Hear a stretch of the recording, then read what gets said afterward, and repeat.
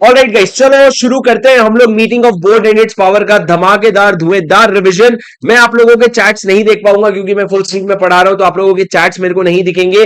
अगर आगे चल करके किसी भी तरह का लैग आएगा तो प्लीज आप लोग मैनेज कर लीजिएगा। पर अपन लोग रिवीजन शुरू करेंगे बेटा, रिवीजन शुरू करेंगे दोस्तों। इसका रिकॉर्डिंग भी हो रहा है, बाद में अगर आपको लगेगा तो मैं आप लोगों के लिए अलग से रिकॉर्डिंग अपलोड कर दूंगा अगर वीडियो जो है लाइव वो बहुत खराब गया है। चलो सर शुरू करते हैं बिना किसी देरी के, बिना बिना किसी देरी के शुरू करेंगे हम लोग रिवीजन। सर क्या चैप्टर रिवाइज करने वाले बेटा आज अपन रिवाइज करने वाले meeting of board and it's power. बोलो कौन सा chapter? Meeting of board and it's power. Sir ये चैप्टर शुरू होता है सेक्शन नंबर 173 से और खत्म होता है 195 पे। 173 से शुरू होता है और 195 पे खत्म होता है दोस्तों, meeting of board and it's power. Sir सबसे पहले मैं आप लोगों को मेरे नोट से पढ़ाता हूं, मेरी बात सुनो। नोट्स में अपन लिख लिख करके पढ़ेंगे ना तो सारी चीजें अपने को वैसे ही याद हो जानी है। मेरी बात एकदम ध्यान से सुनो दोस्तों, दोस्तों मेरी बात एकदम ध्यान से सुनो दोस्तों। सबसे पहले सेक्शन 173 क्या कहता है? 173 बात करता है बोर्ड के मीटिंग के बारे में। तो सबसेक्शन 1 क्या कहता है? अच्छा सुनो, अगर आपको बुक से प्लेन रीडिंग चाहिए तो इसका अलग रिवीजन वीडियो भी एक बार जो मैंने पिछले अटेम्प्ट में डाला था वो काम आ जाएगा। पर मैं नोट से पिछली बार मैंने चैप्टर 1 का रिवीजन करवाया था, तुमको मजा आया था, तो मैं नोट्स में ही रिवीजन करवाऊंगा। पूरा आपका पाई टू पाई आपके नोट से मैच होगा। मेरी बात सुनो, सबसेक्शन 1 क्या कहता है? सबसेक्शन 1 ये कहता है कि अगर आप चाहो तो अगर एक कंपनी जब इनकॉर्पोरेट होती है तो उसको सबसे पहले इनकॉर्पोरेशन के 30 डेज के अंदर पहला बोर्ड मीटिंग करना होता है। उसके बाद उसको हर साल 4 बोर्ड मीटिंग करना होता है। हर साल लॉ में लिखा है सर, साल का मतलब क्या है? कैलेंडर ईयर है, कैलेंडर ईयर है। ये किसने बताया? ये हमारे सेक्रेटेरियल स्टैंडर्ड ने बताया। तो उन्होंने बोला 4 बोर्ड मीटिंग करना पड़ेगा, लेकिन 2 बोर्ड मीटिंग के बीच में मैक्सिमम 120 दिन का गैप होगा। 120 दिन से ज्यादा का गैप नहीं हो सकता। उसके बाद सर इन्होंने क्या कहा? सेक्शन 8 कंपनी के अलग नखरे थे, तो सेक्शन 8 कंपनी के लिए हमको एक्सेप्शन बनाना पड़ा और सेक्शन 8 कंपनी के लिए हमने बोला एवरी 6 कैलेंडर मंथ में उनको एक बोर्ड मीटिंग करना पड़ेगा, बस। बाकी और कुछ नहीं देखना पड़ेगा। हर 6 महीने में, हर 6 कैलेंडर मंथ में इनको क्या करना पड़ेगा? एक बोर्ड मीटिंग करना पड़ेगा। सर ये बेसिक आपका बोर्ड मीटिंग का सबसेक्शन 1 था। उसके बाद सर आप कुछ एक्सेप्शंस पढ़ने के लिए आते हो सबसेक्शन 5 में, जिसमें इन्होंने 4 कंपनी की बात की है। 1 पर्सन कंपनी जिसमें एक से ज्यादा डायरेक्टर है, स्मॉल कंपनी, डोरमेंट कंपनी या एक प्राइवेट कंपनी जो अपने आप को स्टार्टअप की तरह रजिस्टर करवा रखी है। OPC, small company, dormant company या एक प्राइवेट कंपनी जो स्टार्टअप की तरह रजिस्टर करवा रखी है और जो सेक्शन 92 और 137 का कंप्लायंस करती है। सर ये 4 कंपनी को हमने क्या बोला? बेटा देख, तेरे से ना साल में 4-4 बोर्ड मीटिंग हो नहीं पाएगा, तो तू एक काम कर, each half of calendar year में तू कर क्या कर? एक बोर्ड मीटिंग कर ले, ईच हाफ में एक बोर्ड मीटिंग कर ले। पर ये ध्यान रखना, 2 बोर्ड मीटिंग के बीच में मिनिमम गैप कितना होना चाहिए? 90 डेज का। मिनिमम 90 डेज का गैप होना चाहिए। मैक्सिमम तुम देख लो, पर मिनिमम कितना दिन का गैप होना चाहिए? 90 डेज का। और देखो each half of the calendar year में क्या करना पड़ेगा? बोर्ड मीटिंग करना पड़ेगा। सर ये सेक्शन 173 सबसेक्शन 5 था। सर मैं देखता जाऊंगा यहाँ पे नोट से, ताकि कुछ और पॉइंट छूटे तो मैं आपको बताता जाऊंगा। उसके बाद सर अगर एक 1 पर्सन कंपनी है, अगर एक 1 पर्सन कंपनी है जिसका 1 पर्सन कंपनी अगर है जिसका क्या है? 1 पर्सन कंपनी जिसका एक से कम डायरेक्टर है ना, या एक डायरेक्टर है ना, उसको ये प्रोविजन एप्लीकेबल नहीं होगा। सर क्या डायरेक्टर के लिए बोर्ड मीटिंग अटेंड करना जरूरी है? बेटा सुनो, हाँ जी हाँ, हर डायरेक्टर के लिए बोर्ड मीटिंग अटेंड करना वैसे डायरेक्टली तो जरूरी नहीं लिखा है, पर अगर आप 12 महीने तक अगर अटेंड नहीं करोगे ना, 167 में आपका ऑफिस वेकेट हो जाएगा। तो हमने बोला देख यार कर ले, वैसे तो करने के लिए तो तेरे को बोर्ड बना डायरेक्टर बनाया गया है। दूसरा सर, कोविड के लिए रिलैक्सेशन आया था एक पीरियड में,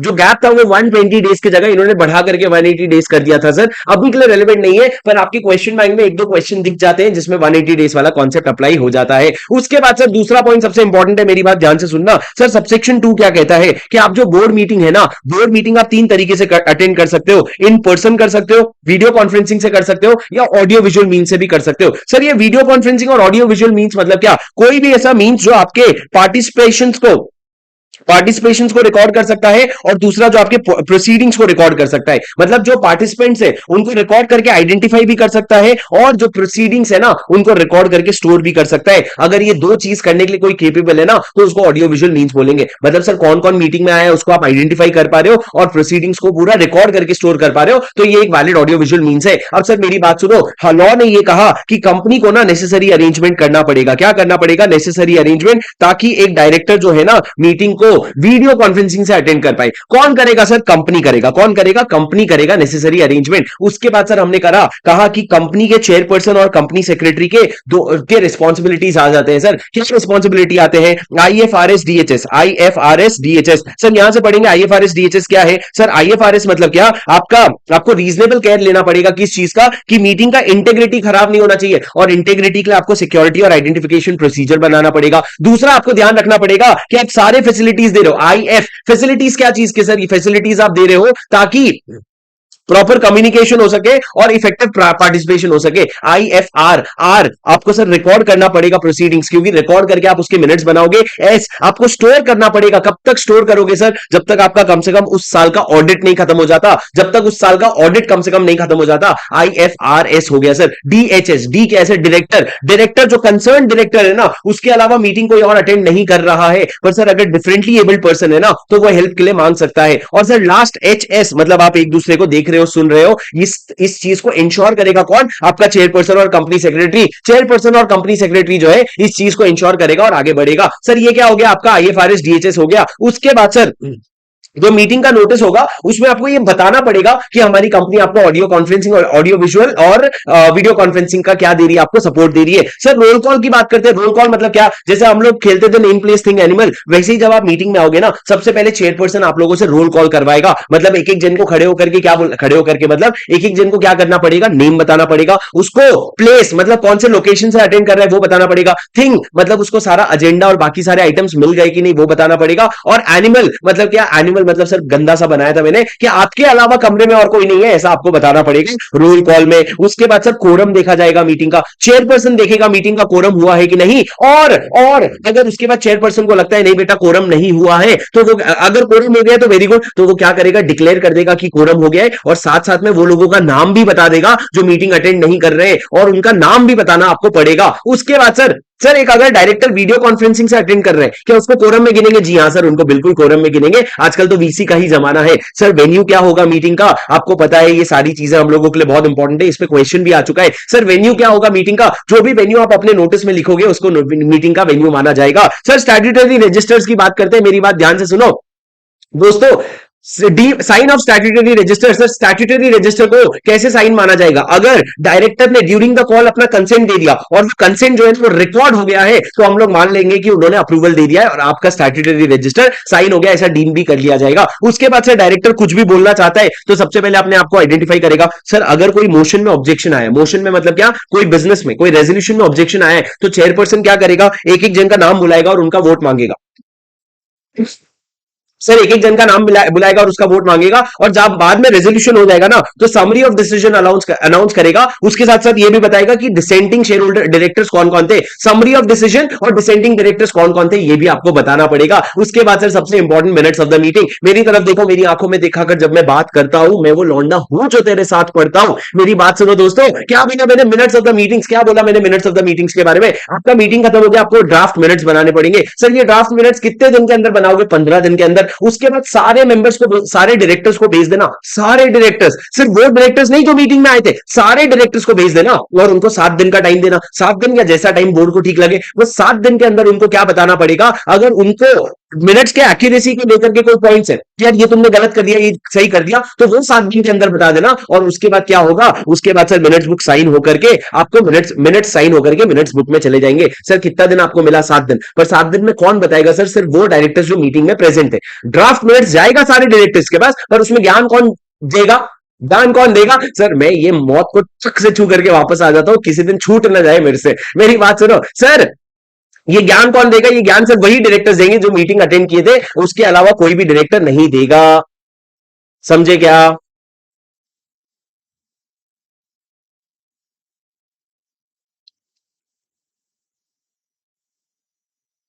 क्या कहा मैंने? जिन लोगों को जम रहा है तुम लोग लाइक जरूर कर देना ताकि मेरा मोटिवेशन बना रहे, मैं आगे बढ़ रहा हूं, मेरी बात ध्यान से सुनो। क्या कहा सर मैंने? उसके बाद सेक्शन 173 सबसेक्शन 3, सर 173 सबसेक्शन 3 ये कहता है notice of the board meeting. क्या कहता है? Notice of the board meeting. Sir notice of the board meeting के बारे में क्या आपको नोटिस भेजना पड़ेगा? सर नोटिस किसको भेजोगे? ध्यान से मेरी बात सुनते जाओ। सर नोटिस जो है ना सारे डायरेक्टर्स को जाएगा। किसको? सारे के सारे डायरेक्टर्स को। At least 7 days before the meeting notice एक तो राइटिंग में होगा, 7 दिन पहले जाएगा, सारे डायरेक्टर्स को जाएगा। सर कहां पे भेजोगे? उनके रजिस्टर्ड एड्रेस में भेजोगे, चाहे वो इंडिया में क्यों ना हो या इंडिया के बाहर क्यों ना हो। उसके बाद सर नोटिस भेजोगे कैसे? या तो हैंड डिलीवरी करवा दो, या फिर पोस्ट से भिजवा दो, या फिर इलेक्ट्रॉनिक मीन से भिजवा दो। सर क्या मैं शॉर्टर पीरियड का नोटिस भेज सकता हूं? जी हां भेज सकते हो, लेकिन दो कंडीशन मीट होना चाहिए। सबसे पहला अर्जेंट बिजनेस ट्रांजैक्ट कर रहे हो, और दूसरा कम से कम एक इंडिपेंडेंट डायरेक्टर मीटिंग अटेंड कर रहा है। पर सर अगर एक इंडिपेंडेंट डायरेक्टर भी नहीं आया ना, कोई बात नहीं, तुम्हारा जो मीटिंग हुआ ना उसका मिनट्स सारे डायरेक्टर्स में सर्कुलेट कर दो, और कम से कम एक इंडिपेंडेंट डायरेक्टर से रैटिफाई करवा लो, मतलब अप्रूव करवा लो, और आपका काम हो गया।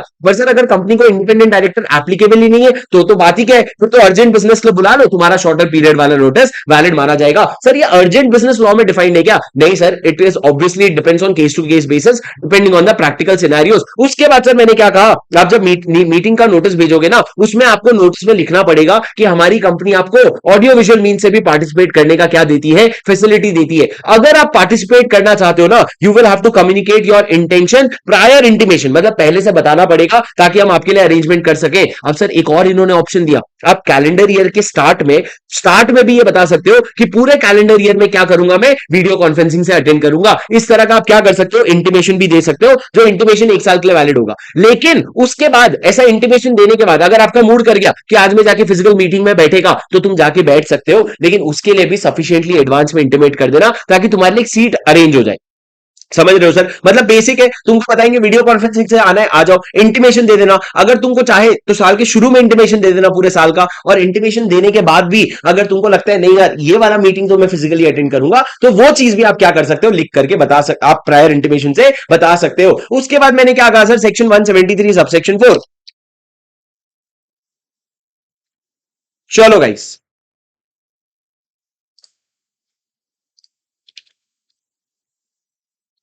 चलो भाई शुरू करते हैं वापस से। थोड़ा सा इंटरनेट का इशू आ गया था, मेरी बात सुनो। मैंने क्या कहा सर, नोटिस के बारे में हमने ये पढ़ा कि अगर नोटिस भेजने में आपकी फेलियर हो जाए ना, अगर फेलियर हो जाए ना नोटिस भेजने में बेटा, तो आपको कितने की पेनल्टी देनी पड़ेगी? 25,000 की। दोस्तों मेरे साथ साथ कमेंट में बोलो कितने की पेनल्टी देनी पड़ेगी? 25,000 रुपए की पेनल्टी देनी पड़ेगी आपको। उसके बाद सर नोटिस भेजेगा कौन? मेरी बात ध्यान से सुनो, नोटिस भेजेगा कौन? सर ये नोटिस जो है ना, ये आपको board of director chair company secretary भेजेगा, या कोई भी पर्सन जिसको बोर्ड ने ऑथराइज कर रखा है। सर नोटिस कैसे? ईमेल से भेज सकते हो क्या? अरे बिल्कुल भेज सकते हैं ना, हैंड डिलीवरी, कुरियर या फिर इलेक्ट्रॉनिक मोड से। सर मीटिंग का एजेंडा भेजना जरूरी है क्या?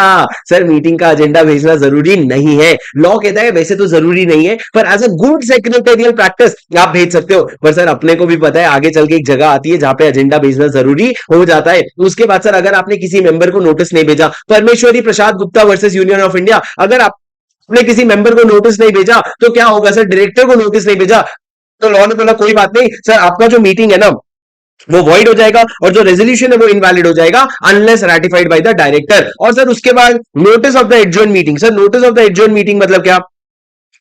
Sir notice of the adjourn meeting मतलब क्या? मेरी बात ध्यान से सुनो। Notice of the adjourn meeting मतलब अगर आपका मीटिंग एडजर्न हुआ है तो क्या नोटिस भेजना जरूरी है? बेटा देखो, adjourn meeting is nothing but nearly a continuation of the original meeting. तो ओरिजिनल मीटिंग ही चल रहा है तो वैसे तो नोटिस भेजने की जरूरत नहीं है, पर दो एक्सेप्शन है। अगर मीटिंग जो एडजर्न हुई है वो सीनेट आई एडजर्न हुई है, या एओए में लिखा हुआ है कि आप एडजर्न मीटिंग का नोटिस भेजोगे, तो आपने ही उड़ता तीर अपने में लिया है तो आपको भेजना पड़ेगा, बट अदरवाइज आपको भेजना नहीं पड़ेगा। कौन से दो केस में भेजना पड़ेगा? अगर एओए में लिखा है भेजेंगे, और दूसरा मीटिंग सीनेट आई मतलब इनडेफिनेट पीरियड के लिए एडजर्न हुई है। सर क्या क्या अगर सामने वाले डायरेक्टर ने बोला मेरे को नोटिस की कोई जरूरत नहीं है, तुमको भेजने की कोई जरूरत नहीं है, तो क्या तुम भेजने से बच जाओगे? नहीं सर, सामने वाला अपना राइट्स वेव ऑफ कर रहा है, इसका मतलब ये नहीं कि आप अपने ड्यूटीज को वेव ऑफ कर सकते हो, आपकी नोटिस तो भेजना पड़ेगा। सर ऑल्टरनेट डायरेक्टर के केस में नोटिस क्या दोनों को दिया जाएगा? हाँ सर, नोटिस हर किसी को दिया जाएगा, original director, alternate director, additional director, interested director, independent director, सबको नोटिस जाएगा। सर क्या नोटिस इंडिया के बाहर भी भेजा जाएगा? हाँ सर, अगर कोई डायरेक्टर का एड्रेस इंडिया के बाहर है तो इंडिया के बाहर भी जाएगा। सर क्या आप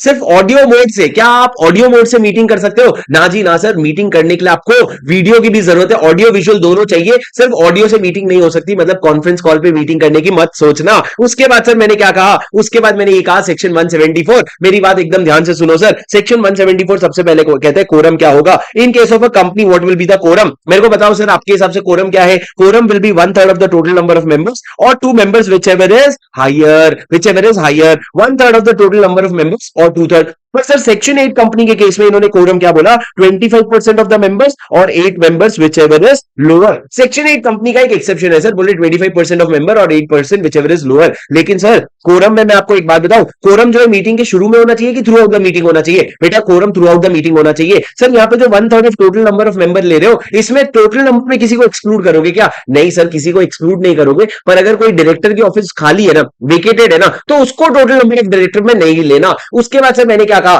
कोरम मीटिंग के शुरू में नहीं देखी जाती, थ्रू आउट द मीटिंग देखी जाती है। और उसके बाद सर 2 केस अलग अलग है। अगर सर जो कंटिन्यूइंग डायरेक्टर है, मतलब कंपनी में जितने डायरेक्टर बचे हैं वो अगर मिनिमम कोरम रिक्वायरमेंट से कम हो गए हैं, जो बचे हुए डायरेक्टर है, तो वो बचे हुए डायरेक्टर क्या कर सकते हैं सर? तो लॉ ने उनको 2 पावर दिया। मान लो अगर एक डायरेक्टर बच गए तो लॉ ने उसको 2 पावर दिया। पहला, या तो तू नया डायरेक्टर अपॉइंट कर सकता है, एक डायरेक्टर, उतने डायरेक्टर अपॉइंट कर ले जितना तेरे को मिनिमम कोरम के लिए रिक्वायर्ड है, कोरम के लिए जितना रिक्वायर्ड है उतना अपॉइंट कर ले। या फिर सर तेरे को हम अकेले डायरेक्टर को पावर दे रहे कि तू जनरल मीटिंग बुला ले, शेयर होल्डर की जनरल मीटिंग बुला ले। तो सर अगर ऐसा हो गया that the continuing director, the number of continuing director is lower than the quorum required quorum, then in that case the continuing director will have 2 powers. और sir दूसरा, अगर आपकी कंपनी में जो इंटरेस्टेड डायरेक्टर है वो टोटल डायरेक्टर के 2/3 से ज्यादा हो गए, इंटरेस्टेड डायरेक्टर 2/3 से ज्यादा हो गए ना टोटल डायरेक्टर के, तो कोरम क्या होगा सर? फिर कोरम होगा number of interested directors who are present in the meeting और 2 डायरेक्टर्स whichever is हायर। जितने इंटरेस्टेड डायरेक्टर मीटिंग में आए हैं या 2 डायरेक्टर, दोनों में से जो भी ज्यादा है वो आपका कोरम मान लिया जाएगा। हम ज्यादा किचकिच नहीं करेंगे। तो सर आप समझे, 2 स्पेशल केस है, एक अगर कंटिन्यूइंग डायरेक्टर लिमिट के कम हो गए तो क्या, और दूसरा इंटरेस्टेड डायरेक्टर अगर ज्यादा हो गए तो क्या। उसके बाद सर मैंने क्या कहा? प्राइवेट कंपनी के केस में सर एक बात बताओ, क्या इंटरेस्टेड डायरेक्टर जो आते हैं मीटिंग में, क्या उनको कोरम के लिए गिना जाता है? सर ये, अच्छा sorry, the number of non interested director present, यहां पे आएगा non interested directors who are present. Sir मेरे को बताओ, क्या इंटरेस्टेड डायरेक्टर को कोरम में गिना जाता है? नहीं सर, इंटरेस्टेड डायरेक्टर्स अपना इंटरेस्ट डिस्क्लोज करते हैं, पार्टिसिपेट नहीं करते और उनको कोरम में नहीं गिना जाता है। पर प्राइवेट कंपनी के केस में इंटरेस्टेड डायरेक्टर अपना इंटरेस्ट डिस्क्लोज करते हैं, पार्टिसिपेट भी करते हैं और कोरम में गिना भी उनको जाता है, उनको गिना भी जाता है। तो प्राइवेट कंपनी एक एक्सेप्शन है सर। उसके बाद अगर एक मीटिंग में कोरम नहीं हुआ तो क्या?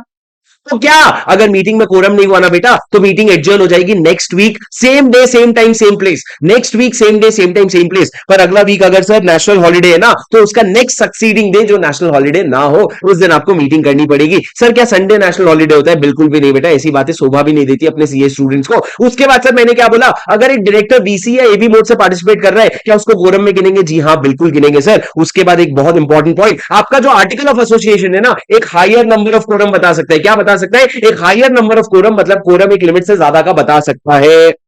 समझे क्या? कोरम एक लिमिट से ज्यादा का बता सकता है। डिड यू अंडरस्टैंड और did you not understand? Yes sir, we did understand. हाँ जी सर, आगे बढ़ते हैं। मैंने क्या बोला आपको? मैंने आपको बोला कि इंटरेस्टेड, आपका कोरम का प्रोविजन बेसिक खत्म हो गया। सर मेरे को एक बात बताओ, क्या बोर्ड ऑफ डायरेक्टर जो है ओरिजिनली नेशनल हॉलीडे में मीटिंग रख सकता है? बिल्कुल रख सकता है सर। आपका एडजर्न मीटिंग नेशनल हॉलीडे में नहीं हो सकता, पर ओरिजिनल मीटिंग नेशनल हॉलीडे में हो सकता है। उसके बाद सर क्या ऑल्टरनेट डायरेक्टर को कोरम में गिना जाएगा? इस पे एक बहुत इंपॉर्टेंट क्वेश्चन है, मेरी बात ध्यान से सुनना। सर अगर एक मीटिंग में ऐसा हो गया कि ओरिजिनल डायरेक्टर वीडियो कॉन्फ्रेंसिंग से आ गया और ऑल्टरनेट डायरेक्टर वहां पे फिजिकली बैठा हुआ है, तो सर ओरिजिनल डायरेक्टर जहां आ गया ना, वहां ऑल्टरनेट डायरेक्टर का कोई रोल नहीं है। तो ओरिजिनल डायरेक्टर को आप कोरम के लिए गिनोगे और इसी का वोट काउंट होगा। पर सर मान लो अगर ओरिजिनल डायरेक्टर चला गया बीच में, तो जब चला गया ना, तो उसके बदले में ऑल्टरनेट डायरेक्टर को कोरम में गिन लोगे। इसका एक क्वेश्चन है सर, क्वेश्चन नंबर 13, वो आप लोग सॉल्व कर लेना। सर क्या एओए में एक maximum number of directors in quorum लिख सकते हैं? मतलब क्या एओए में ऐसा लिख सकते हो कि हमारी कंपनी में टोटल 15 डायरेक्टर है, पर मीटिंग में तो मैक्सिमम 12 ही लोग आ सकते हैं? अरे नहीं सर, मैक्सिमम का कोई कोरम नहीं होता, कोरम हमेशा मिनिमम का होता है।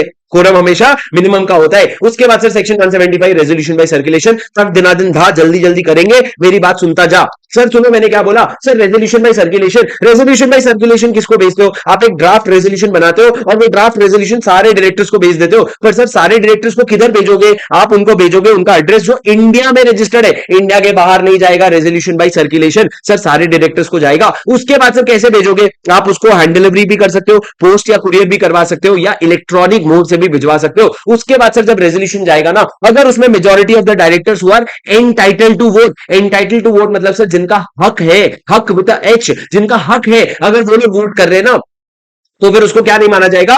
तो फिर उसको क्या मान लिया जाएगा? रेजोल्यूशन पास हो गया ऐसा मान लिया जाएगा। पर सर सुनो, क्या इंटरेस्टेड डायरेक्टर वोट कर सकते हैं? नहीं सर, सिर्फ एंटाइटल्ड डायरेक्टर वोट कर सकते हैं। अब सर ये तो आपने रेजोल्यूशन भेज दिया ड्राफ्ट में, अब मेरी बात सुनो सर, ड्राफ्ट रेजोल्यूशन के अगेंस्ट ना रेजिस्टेंस भी आ सकता है। मतलब क्या? अगर 1/3 या उससे ज्यादा, अगर 1/3 या उससे ज्यादा डायरेक्टर ने ये बोला चेयरपर्सन को जाकर के कि ना जी ना, ये तुम रेजोल्यूशन बाय सर्कुलेशन कैसे कर रहे हो, ये तो बोर्ड मीटिंग में होना चाहिए, तो सर चेयरपर्सन बाउंड हो जाएगा क्या करने के लिए? उसको बोर्ड मीटिंग में वो रेजोल्यूशन रखने के लिए। लेकिन सर ये जो रिक्वेस्ट आप कर रहे हो ना, ये रेजोल्यूशन पास होने के पहले करना, उसके बाद मत करना। और सर लास्ट में ये जो रेजोल्यूशन बाय सर्कुलेशन अगर पास हो गया ना, तो जो आपका अगली बोर्ड मीटिंग होगा उसके मिनट्स में जरूर इंक्लूड करवा लेना, क्योंकि ये तो अलग से हुआ था ना, ये तो कोई मिनट्स में नहीं गया। तो इसके बाद जो तुरंत बाद बोर्ड मीटिंग होगा, तो आप बता देना हमने एक रेजोल्यूशन बाय सर्कुलेशन किया था और उसको मिनट्स में इंक्लूड करवा देना। अब सर मैं आपको बात बताऊं, ये जो रेजोल्यूशन बाय सर्कुलेशन होता है ना, ये सिर्फ रेजोल्यूशन बाय सर्कुलेशन जो होता है ना, ये सिर्फ बोर्ड मीटिंग के लिए नहीं है, ये audit committee, NRC, stakeholder relationship committee, सबके लिए एप्लीकेबल है, कोई भी इसका यूज कर सकता है। उसके बाद सर कुछ ऐसे सेक्शंस हैं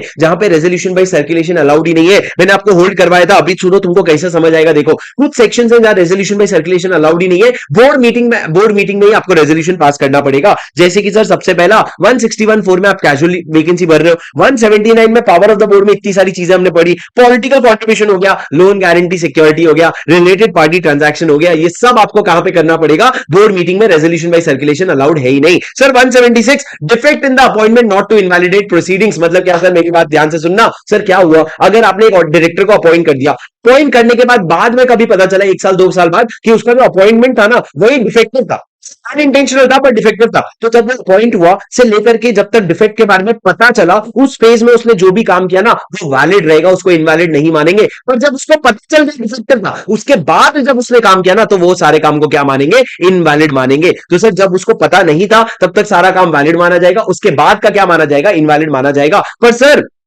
बस इतना ही प्रोविजन है, उससे ज्यादा इंपॉर्टेंट है नहीं। अब सर ऑडिट कमेटी की बात करते हैं। ऑडिट कमेटी देखो, मैं तुमको मेरे वन नोट में रिवाइज करवाता हूं, सुनो। सर ऑडिट कमेटी के बारे में सेक्शन 177 कहता है, सर सबसे पहला ऑडिट कमेटी का प्रोविजन किसको एप्लीकेबल है? तो मैंने कहा सुन भाई, जिसको 149 सबसेक्शन 4 का प्रोविजन एप्लीकेबल है ना, उसी को ऑडिट कमेटी अप्लाई करवा देना। मतलब क्या sir? Listed company, unlisted public company जिसका paid up share capital 10 crore या उससे ज्यादा है, टर्नओवर 100 करोड़ या उससे ज्यादा है, और बोरिंग्स जो है, आउटस्टैंडिंग लोन वेंचर बोरिंग्स जो है वो 50 करोड़ से ज्यादा है, तो जाके उसको एप्लीकेबल हो जाएगा। या फिर सर ये इनको एप्लीकेबल होगा, पर 3 कंपनी को कभी एप्लीकेबल नहीं होगा, joint venture, wholly owned subsidiary और joint venture, wholly owned subsidiary और डोरमेंट कंपनी। उसके बाद सर अगर 3 कॉन्सिक्यूटिव ईयर्स तक अगर आप लोग कोई भी कंडीशन मीट नहीं कर रहे हो ना, तो आपको ये ऑडिट कमेटी का प्रोविजन भी अप्लाई होना बंद हो जाएगा। सर सेम वही बात जो हमने 149(4) में करी थी। दूसरा सर ऑडिट कमेटी का कॉम्पोजिशन क्या होगा, कौन कौन आएगा ऑडिट कमेटी में? मेरी बात ध्यान से सुनना। लॉ ने कहा बेटा मिनिमम 3 डायरेक्टर तो चाहिए, उसमें से हमको मेजॉरिटी इंडिपेंडेंट चाहिए। कितने? मेजॉरिटी इंडिपेंडेंट चाहिए। अच्छा सर मेजॉरिटी मतलब अगर आपकी कंपनी में 6 डायरेक्टर है, अगर आपकी ऑडिट कमेटी में 6 डायरेक्टर है, तो 4 इंडिपेंडेंट चाहिए, 3 नहीं 4 इंडिपेंडेंट चाहिए। उसके बाद सर इन्होंने कहा majority including the chairperson should have the ability to read and understand financial statement, इनको पढ़ना लिखना आना चाहिए फाइनेंशियल स्टेटमेंट। उसके बाद सर ऑडिट कमेटी काम क्या करेगी? सर वो काम करेगी जो बोर्ड ऑफ डायरेक्टर ने उसको टर्म्स ऑफ रेफरेंस के थ्रू बताया। किसके थ्रू बताया है? टर्म्स ऑफ रेफरेंस के थ्रू बताया है, टर्म्स ऑफ रेफरेंस के थ्रू बताया है। सर क्या काम बताया है टर्म्स ऑफ रेफरेंस के थ्रू? मेरी बात ध्यान से सुनना। सर टर्म्स ऑफ रेफरेंस के थ्रू सबसे पहला आपको याद होना चाहिए, सर इसका शॉर्टकट मैंने बताया था, अ सेफ आरपीटी। सबसे पहला सर ऑडिटर से रिलेटेड सारे पॉइंट्स, ऑडिटर से रिलेटेड क्या पॉइंट्स बेटा? ऑडिटर का अपॉइंटमेंट हो गया, ऑडिटर का रेम्यूनरेशन हो गया, और उसके अपॉइंटमेंट का जो भी टर्म्स है, ये सारी चीजें कौन बताएगा आपको? आपका ऑडिट कमेटी बताएगा। एक बार अपॉइंटमेंट हो गया तो उसके बाद सर उसका ऑडिट जो है वो इफेक्टिवली हो रहा है कि नहीं, और वो इंडिपेंडेंट रह रहा है कि नहीं, ये दोनों चीजें कौन चेक करेगा? सर आपका ऑडिट कमेटी चेक करेगा। और बाद में जब उसने फाइनेंशियल स्टेटमेंट पे रिपोर्ट दे दिया ना, उसको एग्जामिन कौन करेगा? वो भी ऑडिट कमेटी करेगा। तो मैंने बोला था सर ऑडिटर को स्टार्ट करवाना, उसका काम करवाना और खत्म करवाना, तीनों किसका काम होगा? ऑडिट कमेटी का काम। ये हो गया A3। एक बार सर उसके बाद सेफ कर लेते हैं। सर सेफ क्या कहते हैं? एस अगर आप क्या करना चाह रहे हो, scrutiny of any inter corporate loans और इन्वेस्टमेंट। ए अगर आप क्या करना चाह रहे हो, सर मेरे से थोड़ा थोड़ा आगे चलो ना। एस क्या है? स्क्रूटनी। ए क्या है? असेट्स का वैल्यूएशन, अगर आप वैल्यूएशन करवा रहे हो तो। एफ क्या है? इंटरनल फाइनेंशियल कंट्रोल या रिस्क मैनेजमेंट सिस्टम का इवैल्यूएशन। और E and use of the funds, अगर आपने कोई पैसा उठाया है उसका एंड यूज को कौन मॉनिटर करता है? Audit committee. फिर से सर सुन लो, स्क्रूटनी किस चीज का? इंटर कॉर्पोरेट लोन्स या इन्वेस्टमेंट का। ए असेट्स, आपके असेट्स का वैल्यूएशन, असेट्स या इन्वेस्टमेंट का। एफ क्या है? इंटरनल फाइनेंशियल स्टेटमेंट या रिस्क मैनेजमेंट का, रिस्क मैनेजमेंट सिस्टम का क्या इवैल्यूएशन। और ई क्या है बताओ ना दोस्तों, ई लास्ट में क्या है? ई आपका क्या है बताओ मेरे को। सर अगर आप एंड यूज का मॉनिटर का, पब्लिक का से जो पैसा लिया उसका एंड यूज कौन मॉनिटर करेगा? आपका ऑडिट कमिटी करेगा। उसके बाद सर एक रिलेटेड पार्टी ट्रांजैक्शन के बारे में हमने पढ़ा कि ऑडिट कमिटी ना सारे रिलेटेड पार्टी ट्रांजैक्शन को अप्रूव करेगा। और तो और सुनो, अगर उसको जमेगा ना तो वो ओमनीबस अप्रूवल भी दे देगा। क्या दे देगा? ओमनीबस अप्रूवल भी दे देगा। पर मेरी बात ध्यान से सुनो सर, अगर ऑडिट कमिटी ने कोई रिलेटेड पार्टी ट्रांजैक्शन को अप्रूव नहीं किया और वो रिलेटेड पार्टी ट्रांजैक्शन 188 वाला नहीं है, तो आप क्या करोगे? उसको बोर्ड को रेकमेंड करोगे कि भाई मैं तो अप्रूव नहीं कर रहा हूं, पर तू देख ले, तेरे को अप्रूव करना है तो कर ले वरना मत कर। अब सर अगर ऐसा हुआ कि कंपनी ने अगर एक रिलेटेड पार्टी ट्रांजैक्शन किया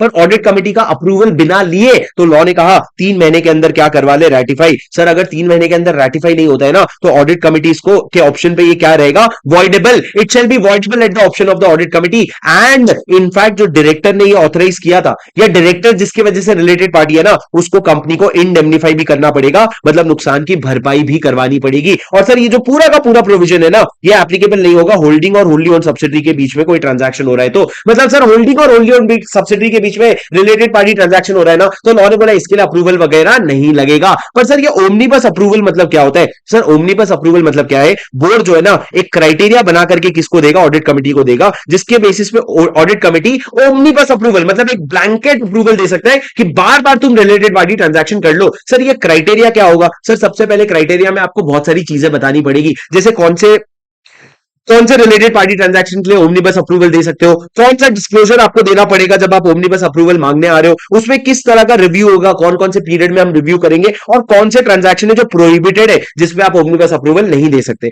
ये कौन बता रहा है? बोर्ड बता रहा है। मतलब सर बोर्ड बेसिकली एक सिस्टम सेट कर रहा है। अब सर जब आप ऑडिट कमिटी के पास जाओगे ना, ऑडिट कमिटी दो चीजें देखेगा, एक तो रेपिटेटिवनेस और एक दूसरा जस्टिफिकेशन। रेपिटेटिवनेस मतलब कितना रिपीटेड ट्रांजैक्शन है, और जस्टिफिकेशन मतलब क्या ऑडिट, क्या यहाँ पे ओमनीबस अप्रूवल देना जस्टिफाइड भी है। एक बार दोनों चीजें चेक हो गई ना, तो ऑडिट कमिटी रेजोल्यूशन पास करेगा और रेजोल्यूशन के थ्रू ओमनीबस अप्रूवल दे देगा। सर जब आप अप्रूवल दे रहे हो ना, आपको सारी चीजें बतानी पड़ेगी। क्या बतानी पड़ेगी? आपको बताना पड़ेगा मैक्सिमम अमाउंट ऑफ ट्रांजैक्शन क्या है, पर ट्रांजैक्शन क्या मैक्सिमम अमाउंट होगा। उसके बाद सर आपको बताना पड़ेगा कौन से रिलेटेड पार्टी के साथ कौन से ट्रांजैक्शन का अप्रूवल मिला है, और आपको यह भी बताना पड़ेगा, बहुत सारी और छोटी छोटी चीजें बतानी पड़ेगी सर। उसके बाद मैंने क्या कहा सर, अगर आपको जस्टिफिकेशन नहीं मिल रहा है, अगर आपको रीजन समझ नहीं आ रहा है कि मैं ओमनीबस अप्रूवल क्यों दूं, तो क्या तब भी आप दे सकते हो? लॉ ने बोला हाँ दे सकता है, लेकिन 1 करोड़ से ज्यादा का ट्रांजैक्शन नहीं होना चाहिए, और 1 करोड़ पर ट्रांजैक्शन, 1 करोड़ पर ट्रांजैक्शन का लिमिट है, इससे ज्यादा का नहीं होना चाहिए, तो ओमनीबस अप्रूवल दे सकता है। पर सर ओमनीबस अप्रूवल की वैलिडिटी क्या रहती है?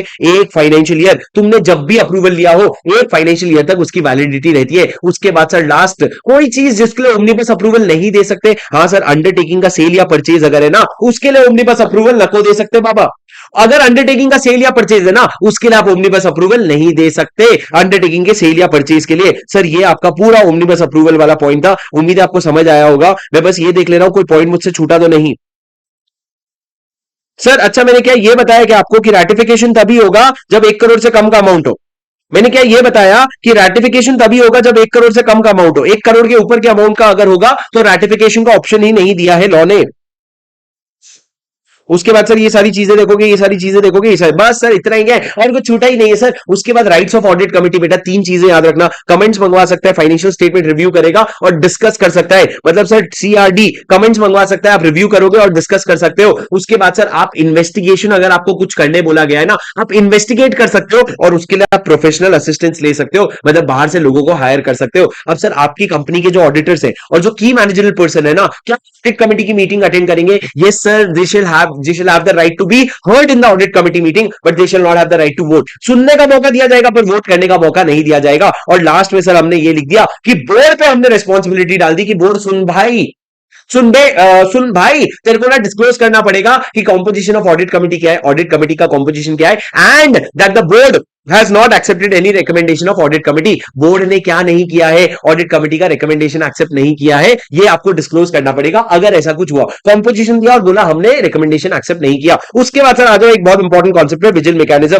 सर विजिल मैकेनिज्म क्या होता है? सबसे पहले कौन से कंपनी को एप्लीकेबल होता है? तो मैंने कहा देख बेटा, लिस्टेड कंपनी को अप्लाई कर देना, उसके अलावा हर वो कंपनी को अप्लाई कर देना जिसने पब्लिक से डिपॉजिट ले रखा है। किससे डिपॉजिट ले रखा है? पब्लिक से डिपॉजिट ले रखा है। और सर तीसरा वो कंपनी जिसका बोरोइंग जो है ना वो 50 करोड़ से ज्यादा है। ये तीनों में से कोई भी कंडीशन में मीट होगा ना तो आप उसको क्या अप्लाई करवा दोगे? उसको विजिल मैकेनिज्म का प्रोविजन। अब विजिल मैकेनिज्म से होगा क्या सर? आपको एक ऐसा सिस्टम बैठाना पड़ेगा जिससे लोग जो है ना अपना जेन्युइन कंसर्न रिपोर्ट कर सके। जेन्युइन कंसर्न क्या रिपोर्ट कर सके? जेन्युइन कंसर्न क्या कर सके? रिपोर्ट कर सके। सर ये जो मैकेनिज्म होगा इसको ओवरसी कौन करेगा? सर अगर आपकी कंपनी में ऑडिट कमिटी है तो ऑडिट कमिटी करेगा। ऑडिट कमिटी नहीं है तो आप किसी पर्सन को ऑथराइज करोगे या असाइन करोगे ये टास्क जो इस प्रोसेस को ओवरसी करेगा। सर विजिल मैकेनिज्म की एक सबसे बड़ी खासियत है कि you should make sure that there is necessary safeguard against victimisation. Safeguard against victimisation मतलब क्या? जो जाके कंप्लेन कर रहा है उसका कोई पर्सनल नुकसान नहीं हो जाना चाहिए। इस चीज का आप क्या करोगे? इस चीज का आप ध्यान रखोगे। और तो और सर अगर कंसर्न जो है ना बहुत बड़ा है ना तो आप उस बंदे को ऑडिट कमिटी के चेयरपर्सन का भी एक्सेस दोगे। मतलब ये जो इंसान है वो सीधा सीधा ऑडिट कमिटी के चेयरपर्सन के पास भी जा सकता है। ये आपका प्रोविजन है सर। उसके बाद मैंने क्या कहा, अगर कोई बार बार रिपीटेड फ्रिवलेस कंप्लेंट मतलब बार बार झूठी कंप्लेंट फाइल कर रहा है ना तो उसके ऊपर एक्शन लिया जा सकता है, इंक्लूडिंग रेप्रिमांड। मतलब उसको बुला करके पूछना कि भाई तेरे को क्या दिक्कत है, इस तरह की चीजें की जा सकती है। अब सर जो भी आपने विजिल मैकेनिज्म बनाया, जो भी प्रोसेस बनाया ना उसको अपने वेबसाइट में भी डालना और बोर्ड के रिपोर्ट में भी डालना। वेबसाइट में भी डालना और बोर्ड के रिपोर्ट में भी डालना। और सर लास्ट, अगर आपने सेक्शन 177 का कॉन्ट्रावेंशन किया ना, भारी इंपॉर्टेंट पेनल्टी है सर। आपको ऑफिसर इन डिफॉल्ट को 1 लाख रुपए देना पड़ेगा और कंपनी को 5 लाख रुपए देना पड़ेगा। सर फिक्स्ड पेनल्टी और इंपॉर्टेंट पेनल्टी है। ओआईडी को 1 लाख और ऑफिसर इन डिफॉल्ट को 5 और कंपनी को 5 लाख रुपए देना पड़ेगा। सर मेरे को एक बात बताओ, अगर मान लो आपका जो paid up share capital 10 crore या उससे ज्यादा, टर्नओवर 100 करोड़ या उससे ज्यादा, या लोन जो है 50 करोड़ से ज्यादा होना चाहिए, पर सर अगर ये जो लिमिट आप बोल रहे हो ये लिमिट में से कोई भी लिमिट मीट नहीं हुई, मान लो मेरा paid up share capital 5 crore है, तो ये ऑडिट कमेटी बैठा सकता हूं? लॉ ने बोला हाँ बेटा बिंदास बैठा, कोई प्रॉब्लम नहीं है। अगर तू अपनी मर्जी से बैठाना चाहता है तेरे को कोई रोकने वाला नहीं है। सर ये ऑडिट कमेटी था। उसके बाद सर 178 पे आ जाओ। दो कमेटी की बात करते हैं, एक नॉमिनेशन रेम्युनरेशन कमेटी और दूसरा stakeholder relationship committee. Sir nomination remuneration committee किसको एप्लीकेबल है? सर उसको ही एप्लीकेबल है जिसको 149(4) और ऑडिट कमेटी एप्लीकेबल है, इन्हीं को एप्लीकेबल है। सर नॉमिनेशन रेम्युनरेशन कमेटी का कॉम्पोजिशन क्या होता है? बेटा देखो इसमें भी 3 या 3 से ज्यादा नॉन एग्जीक्यूटिव डायरेक्टर होते हैं और इसमें सर एटलीस्ट हाफ जो है ना, एटलीस्ट हाफ जो है वो इंडिपेंडेंट होते हैं। सर एटलीस्ट हाफ मतलब क्या? अगर यहां पे 6 नॉन एग्जीक्यूटिव डायरेक्टर है ना तो 3 इंडिपेंडेंट डायरेक्टर से काम चल जाएगा। पर ऑडिट कमेटी में अगर 6 डायरेक्टर होते ना, कम से कम 4 इंडिपेंडेंट चाहिए होते, क्योंकि वहां पे वर्ड यूज था मेजोरिटी। और सर उसके बाद हमने क्या किया, जो कंपनी का चेयरपर्सन होता है ना, जो कंपनी का जो चेयरपर्सन होता है ना वो नॉमिनेशन रेम्युनरेशन कमेटी का चेयरपर्सन नहीं बन सकता। पर सर अगर वो भले वो एग्जीक्यूटिव हो या नॉन एग्जीक्यूटिव हो हमको फर्क नहीं पड़ता, पर वो नॉमिनेशन रेम्युनरेशन कमेटी का मेंबर जरूर बन सकता है। मैंने आपको समझाया था, चेयरपर्सन कंपनी का यानी रिलायंस में जो मुकेश अंबानी है वो नॉमिनेशन रेम्युनरेशन कमेटी का हेड नहीं बन सकता, चेयरपर्सन नहीं बन सकता, पर मेंबर जरूर बन सकता है। तो सर मेंबर कैसे बनेगा? वो तो एग्जीक्यूटिव डायरेक्टर है, चलता है, हमको फर्क नहीं पड़ता। एक एक्सेप्शन हमने बनाया, कंपनी का जो नॉन एग्जीक्यूटिव डायरेक्टर है, जो चेयरपर्सन है, वो नॉमिनेशन रेम्युनरेशन कमेटी का मेंबर जरूर बन सकता है अगर वो चाहे तो। मतलब क्या सर, रिलायंस में जो मुकेश अंबानी है, क्या मुकेश अंबानी एनआरसी का हेड बन सकता है? नहीं। क्या मुकेश अंबानी एनआरसी का मेंबर बन सकता है? हाँ। तुम ये नहीं बोल सकते अरे तू तो एग्जीक्यूटिव डायरेक्टर है ना बाबा ना, इंडिया में रहना है कि नहीं रहना है। ये सर हो गया एनआरसी का कंपोजिशन। अब सर एनआरसी का फंक्शन क्या है? तो सबसे पहले मैंने क्या बोला था, सर तुम लोग हो क्या, एक बार चैट में थोड़ा कंफर्म कर दो ना, मेरे को मजा नहीं आ रहा है भाई। अगर तुम लोग यूट्यूब पे देख रहे हो ये वीडियो को लाइक ठोको ना भाई, तुमको समझ आ रहा है, अगर मेरे को मोटिवेट करना है तो जाकर के वीडियो को लाइक करो ना। तुम लोग हो क्या, मेरे को थोड़ा सा तो कॉन्फिडेंस, हाँ ना कुछ तो बोलो, मुंह तो खोलो।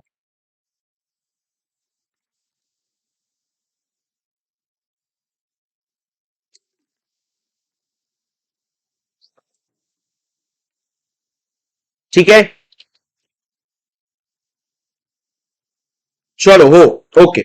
सर उसके बाद मैंने क्या कहा, फंक्शन क्या है आपके नॉमिनेशन रेम्युनरेशन कमेटी का? तो सर फंक्शन क्या है, सबसे पहले बेटा तेरे को ना हायरिंग करनी है। हायरिंग मतलब क्या, तेरे को लोग ढूंढ करके आने हैं जो बोर्ड ऑफ डायरेक्टर में डायरेक्टर बन सकते हैं या सीनियर मैनेजमेंट में हायर हो सकते हैं। सीनियर मैनेजमेंट मतलब सर बोर्ड ऑफ डायरेक्टर के एक लेवल नीचे, या फिर सीनियर मैनेजमेंट में आप समझ लो डिपार्टमेंट के हेड्स हो गए, वो भी सीनियर मैनेजमेंट में आते हैं। इन लोगों का हायरिंग कौन करता है? सर नॉमिनेशन रेम्युनरेशन कमेटी करता है। अब sir nomination remuneration committee hiring करने के बाद आप लोग इनका रेम्युनरेशन डिसाइड करोगे और आप लोग ना मेथड्स डिसाइड करोगे जिससे आप इनका का परफॉर्मेंस रिव्यू कर सकते हो। इनफैक्ट इंडिपेंडेंट डायरेक्टर का इंडिपेंडेंस भी रिव्यू करना किसका काम है? नॉमिनेशन रेम्युनरेशन कमेटी का काम है। और लास्ट में अगर परफॉर्मेंस रिव्यू करने के बाद आपको नहीं जमा ना, तो आप इनको रिमूव भी कर सकते हो। मतलब सर एचआर वाला काम है रे, कुछ भी नहीं है, एचआर वाला काम है किसका सर? नॉमिनेशन रेम्युनरेशन कमेटी का। पर sir stakeholder relationship committee कौन बनाता है? सर ये वही कंपनी क्या जिसको 149(4) एप्लीकेबल है?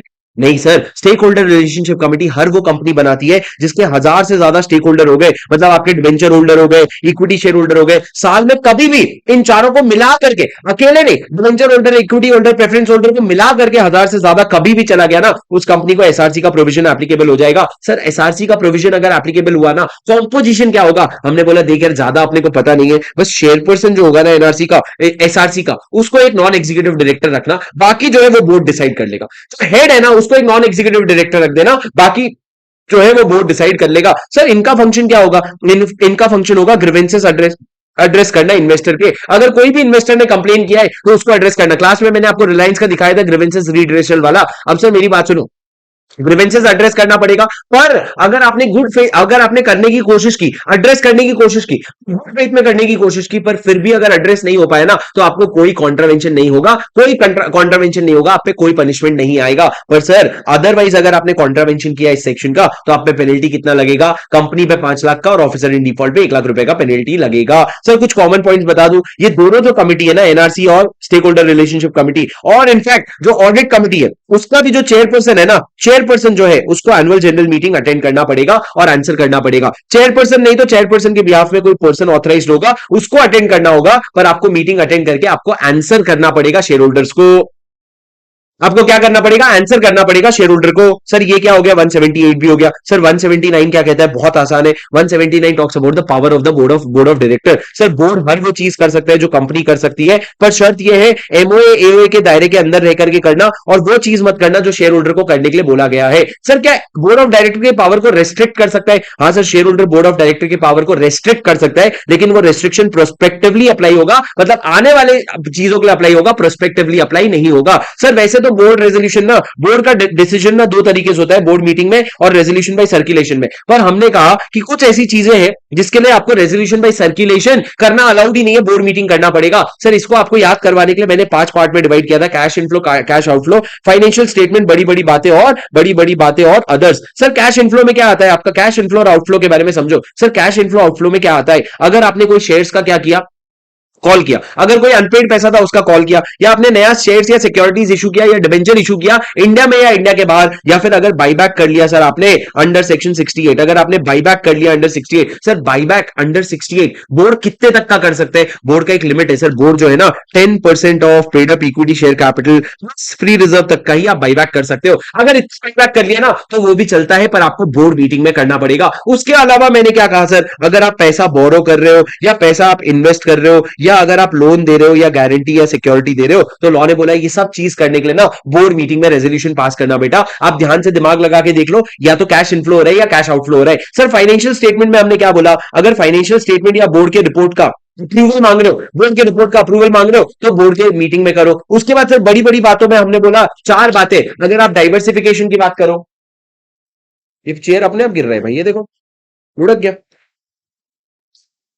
ठीक है सर, अगर आप डाइवर्सिफिकेशन की बात करो, टेक ओवर, अमेलगमेशन, मर्जर की बात करो, diversification, takeover, acquisition, amalgamation, merger, diversification, takeover, acquisition, amalgamation, merger, ये बड़ी बड़ी बातें करो ना, तो बेटा तुमको बोर्ड मीटिंग में कर लेनी चाहिए। और अदर्स में क्या आता है सर, पीए के, पी क्या हो गया सर, पॉलिटिकल कॉन्ट्रीब्यूशन करना चाहते हो। ए ऑडिटर का अपॉइंटमेंट करना चाहते हो, ऑडिटर का अपॉइंटमेंट, कौन सा ऑडिटर सर, इंटरनल ऑडिटर या फिर सेक्रेटेरियल ऑडिटर। और के क्या है सर, की मैनेजरल पर्सन का अपॉइंटमेंट या रिमूवल करना चाहते हो, तो आपको ये सारी चीजें कहां करनी पड़ेगी, बोर्ड मीटिंग में करनी पड़ेगी। पर सर लॉ ने एक्सेप्शन किया। ये 3 चीजों के लिए लॉ ने क्या बोला, अगर सेक्शन 8 कंपनी चाहे ना तो ये 3 चीजें आरबीसी से भी कर सकती है। क्यों सेक्शन 8 कंपनी को खुद भी बोले मेरे लिए कुछ अलग सा बनाओ, ये ले। उसके बाद सर हमने ये कहा कि कंपनी अगर चाहे ना तो बोर्ड मीटिंग में रेजोल्यूशन पास करके इस पावर को क्या कर सकती है, डेलीगेट। कौन से पावर को सर, जो पावर हमने डब्बे में डाल रखा है। सर डेलीगेट किसको करोगे, या तो आप अपने किसी कमिटी को करोगे, जैसे कि फाइनेंस कमिटी हो गया, या फिर सर आप अपने किसी मैनेजर को या मैनेजिंग डायरेक्टर को या प्रिंसिपल ऑफिसर को या ब्रांच के प्रिंसिपल ऑफिसर को डेलीगेट करोगे, पर इन लोगों को आप डेलीगेट कर सकते हो। अब सर ये जो प्रोविजन है ना बोरिंग का, इन्वेस्टमेंट का, तुम ध्यान रखो बैंकिंग कंपनी को अप्लाई नहीं होगा। मतलब बैंकिंग कंपनी अगर पब्लिक से पैसा ले रही है या बैंकिंग कंपनी दूसरे बैंकिंग कंपनी में डिपॉजिट कर रही है तो उसको बोरिंग इन्वेस्टमेंट नहीं मानना।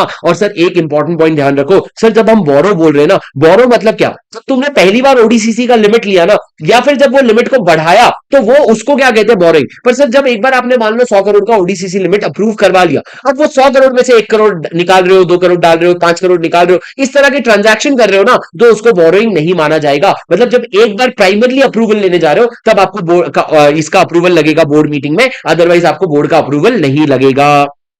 ठीक है सर।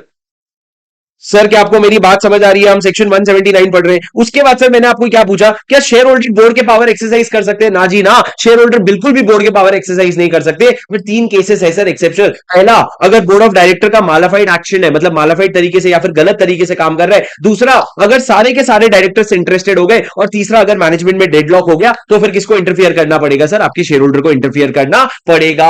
उसके बाद सर सेक्शन 180 बहुत इंपॉर्टेंट है, मैं आपको समरी के फॉर्म में समझा रहा हूं। सर सेक्शन 180 क्या कहते हैं सर? रिविजन है, ध्यान रखना बेटा, रिवीजन है, रिवीजन है। हम लोग 10-10 घंटे का कंटेंट 1 घंटे में रिवाइज कर रहे हैं, तो सर कंटेंट पूरा डिटेल मिलेगा पर रिपीटेशन नहीं मिलेगा। तो मेरे को आपका पूरा अटेंशन चाहिए दोस्तों। मैंने क्या कहा सर, 4 चीजें हैं। Restriction on the power of the board, मतलब बोर्ड रेजोल्यूशन तो लगेगा ही, साथ में एसआर भी पास करना पड़ेगा। कौन सी 4 चीजें हैं सर? ध्यान से सुनना। सबसे पहला सर सबसेक्शन 1 का क्लॉज ए, अगर आप सेल लीज या डिस्पोज करना चाहते हो किसी अंडरटेकिंग को, होनली या सिग्निफिकेंटली द होल, अगर आप सेल लीज या डिस्पोज करना चाहते हो अंडरटेकिंग को, सर अंडरटेकिंग मतलब क्या? जिसमें आपने 20% या उससे ज्यादा इन्वेस्टमेंट कर रखा है, या फिर 20% से ज्यादा उसमें क्या लगा रखा है, टोटल इनकम का 20% से ज्यादा उससे आता है। या तो नेटवर्थ का 20% से ज्यादा इन्वेस्ट कर रखा है, या टोटल इनकम का 20% से ज्यादा उससे आता है, तो ये अंडरटेकिंग हो गई। ये अंडरटेकिंग को पूरा का पूरा बेच रहे हो या सिग्निफिकेंटली? सिग्निफिकेंटली मतलब 20% बेच रहे हो, तो लॉ ने बोला तेरे को क्या करना पड़ेगा, एसआर पास करके अप्रूवल लेना पड़ेगा। पर सर सुनो, ये अगर आप सेल जो कर रहे हो ऑर्डिनरी कोर्स ऑफ बिजनेस में कर रहे हो, मतलब आपका रोज रोज का बिजनेस है, इतना बड़ा बड़ा रियल एस्टेट बनाया और बेच दिया, तो कर लो, फिर कोई आपको एसआर पास करने की जरूरत नहीं है। और सर दूसरा,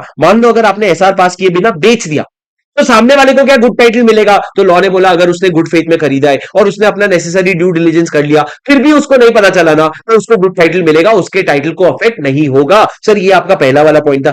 दूसरा वाला पॉइंट है, अगर आप क्या कर रहे हो, अमेलगमेशन या मर्जर किया और अमेलगमेशन से जो कॉम्पेंसेशन आया उसको आप इन्वेस्ट करने की बात कर रहे हो, तो लॉ ने बोला एक बार शेयर होल्डर से पूछ ले। पर सर अगर जो कॉम्पेंसेशन को आप इन्वेस्ट कर रहे हो उसको ट्रस्ट सिक्योरिटीज में इन्वेस्ट कर रहे हो, ट्रस्ट सिक्योरिटीज कौन सा वाला सर? जो इंडियन ट्रस्ट एक्ट के अंडर बना है, तो लॉ ने बोला फिर हमको आपको अप्रूवल मांगने की जरूरत नहीं है, फिर तो आप बिंदास कर लो। दोस्तों मेरे को बताओ जरा कौन कौन है चैट में, मेरे को कमेंट पे बताओ, कोई है जो हिम्मत कर रहा है ये वीडियो को 1.5x में देखने का?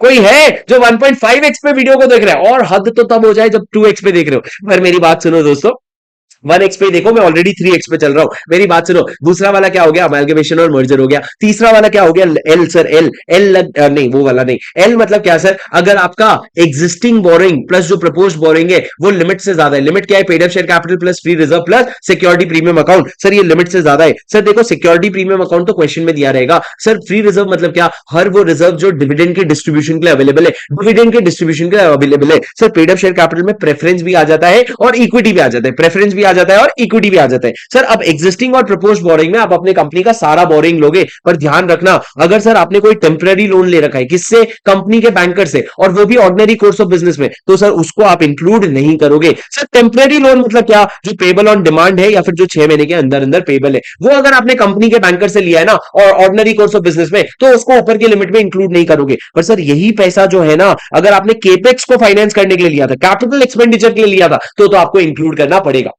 सर मैंने क्या बोला? एक ही चीज इंक्लूड नहीं करोगे, जो टेम्पररी लोन आपने अपने कंपनी के बैंकर से ऑर्डिनरी कोर्स ऑफ बिजनेस में लिया है, पर सर उसी को अगर आपने केपेक्स को फाइनेंस करने के लिए यूज कर दिया ना, तो आप उसको वापस से ये वाले लिमिट में इंक्लूड करोगे। और ये लिमिट का जो आपका बोरोइंग है वो लिमिट के ऊपर जा रहा है ना, तो आपको क्या पास करना पड़ेगा? एसआर पास करना पड़ेगा। पर सर मैं आपको बात बताऊं क्या, अगर आपने एसआर पास किए बिना लोन ले लिया, तो सामने वाले ने अगर गुड फेथ में दिया है ना, तो उसका टाइटल डिफेक्टिव नहीं होगा, वो आपसे पैसा जो है बिंदास रिकवर कर सकता है। सर क्या आपको मेरी बात समझ आई? हाँ सर। और सर लास्ट ई क्या है? अगर आप रेमिटेंस देना चाहते हो या एक्सटेंशन देना चाहते हो डायरेक्टर को for the due payment of the date, जो डेट उसका पेमेंट है उसके ड्यू रीपेमेंट के लिए अगर आप उसको एक्सटेंशन देना चाहते हो, तो उसके लिए भी आपको एसआर पास करना पड़ेगा। सर ये 4 चीजों के लिए आपको एसआर पास करना पड़ेगा। मैं देख लेता हूं कोई पॉइंट छूटा तो नहीं।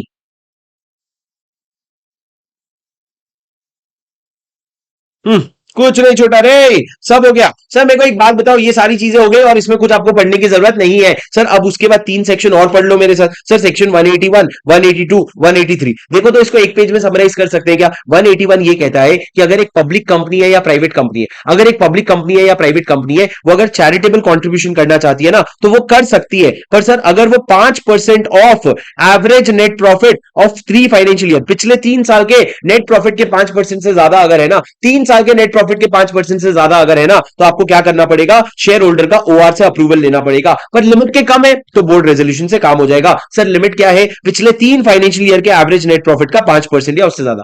पिछले 3 फाइनेंशियल ईयर के एवरेज नेट प्रॉफिट का 5% या उससे ज्यादा, ये आपका लिमिट है सर। क्या आपको मेरी बात समझ आई? अरे बोलो, डिड यू अंडरस्टैंड और did you not understand? Yes sir we did understand. उसके बाद सर मैंने क्या बोला? सर अगर आप जो चैरिटेबल कंट्रीब्यूशन कर रहे हो ना, वो अपने एम्प्लॉय के बेनिफिट के लिए कर रहे हो, तो उसको चैरिटेबल कंट्रीब्यूशन नहीं माना जाएगा।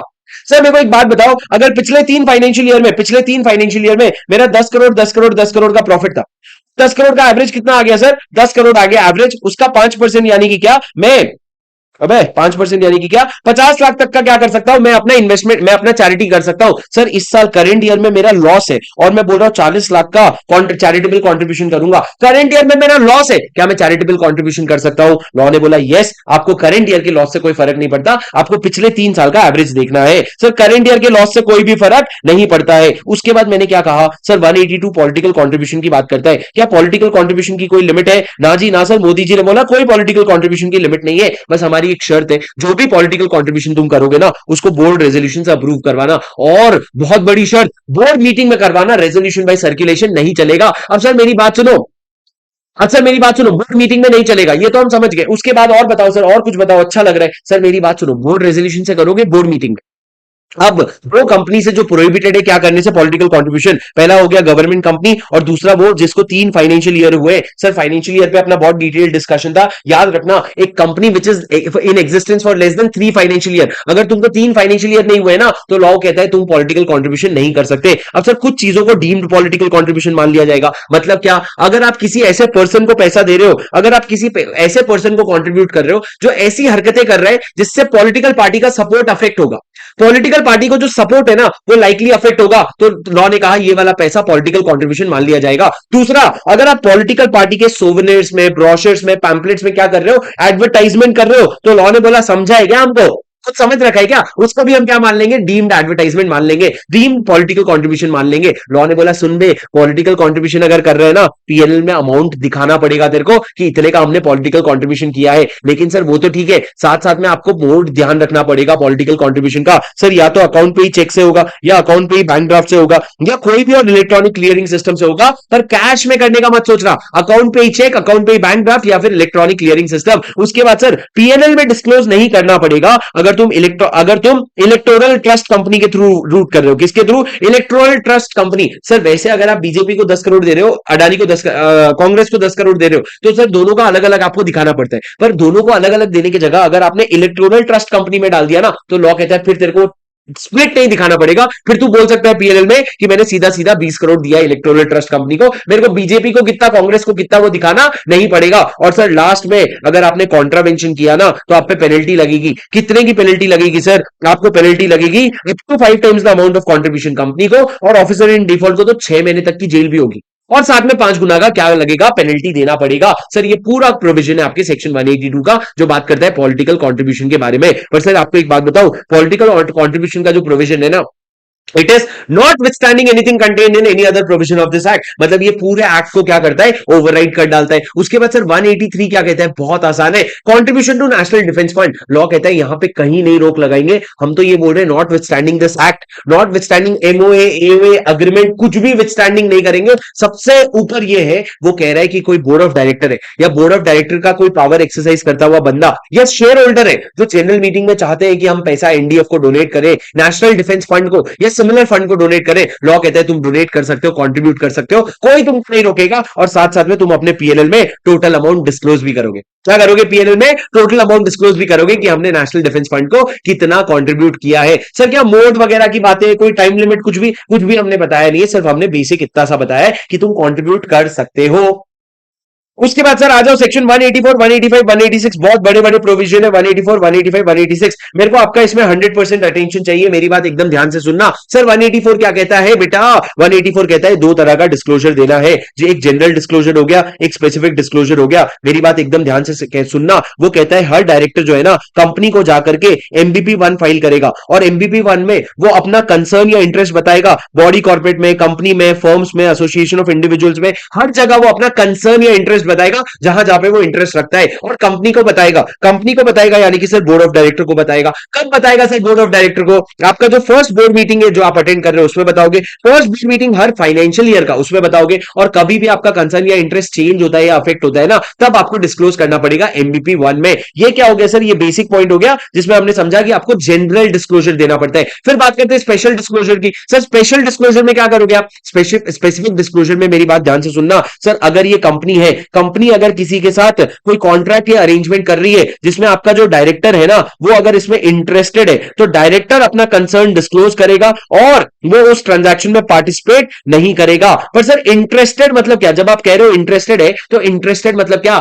सुनो भाई, ये जो इंसान है ना, या तो ये बॉडी कॉर्पोरेट हो सकता है या फिर कोई फर्म या अदर एंटिटी हो सकती है। अगर बॉडी कॉर्पोरेट है और आपकी कंपनी का जो डायरेक्टर है वो इस बॉडी कॉर्पोरेट में अकेले या दूसरे डायरेक्टर के साथ मिलकर 2% से ज्यादा शेयर होल्डिंग रखता है, या फिर अगर वो इस बॉडी कॉर्पोरेट का क्या है, प्रमोटर है, सीईओ है या मैनेजर है, या फिर सर अगर कोई फर्म या अदर एंटिटी है तो वो फर्म या अदर एंटिटी का पार्टनर है, ओनर है या मेंबर है। मतलब सर बड़े बड़े लोग अगर है ना, कौन? ये डायरेक्टर, तो ये डायरेक्टर को इंटरेस्टेड माना जाएगा, और वो इंटरेस्टेड होने के बाद अपना इंटरेस्ट डिस्क्लोज करेगा, पर पार्टिसिपेट मीटिंग में नहीं करेगा। सर अगर वो मीटिंग में पार्टिसिपेट कर ले, तो अगर मीटिंग में पार्टिसिपेट कर लेना तो वो मीटिंग जो है वो वॉइडेबल हो जाती है, वो वॉइडेबल हो जाती है, और सर आपको कॉन्ट्रावेंशन का पेनल्टी अलग लगता है। तो आप अपना इंटरेस्ट डिस्क्लोज करोगे पर पार्टिसिपेट नहीं करोगे। पर सर अगर आप एक प्राइवेट कंपनी हो ना, आप अगर एक प्राइवेट कंपनी हो ना, तो आप अपना इंटरेस्ट डिस्क्लोज तो करोगे, पर साथ में क्या कर सकते हो? पार्टिसिपेट भी कर सकते हो। क्या कर सकते हो? पार्टिसिपेट भी कर सकते हो। क्या आपको कोरम में गिना जाएगा? जी हां सर, बिल्कुल कोरम में गिना जाएगा। अब सर हमने सेक्शन 8 कंपनी के लिए एक एक्सेप्शन बनाया। किसके लिए? सेक्शन 8 कंपनी के लिए हमने एक एक्सेप्शन बनाया। हमने बोला बेटा ये जो ऊपर प्रोविजन है ना, ये तभी लगेगा अगर एक कंपनी अपने रिलेटेड पार्टी के साथ ट्रांजैक्शन कर रही है, और वो भी अमाउंट कितने से ज्यादा? 1 लाख से ज्यादा।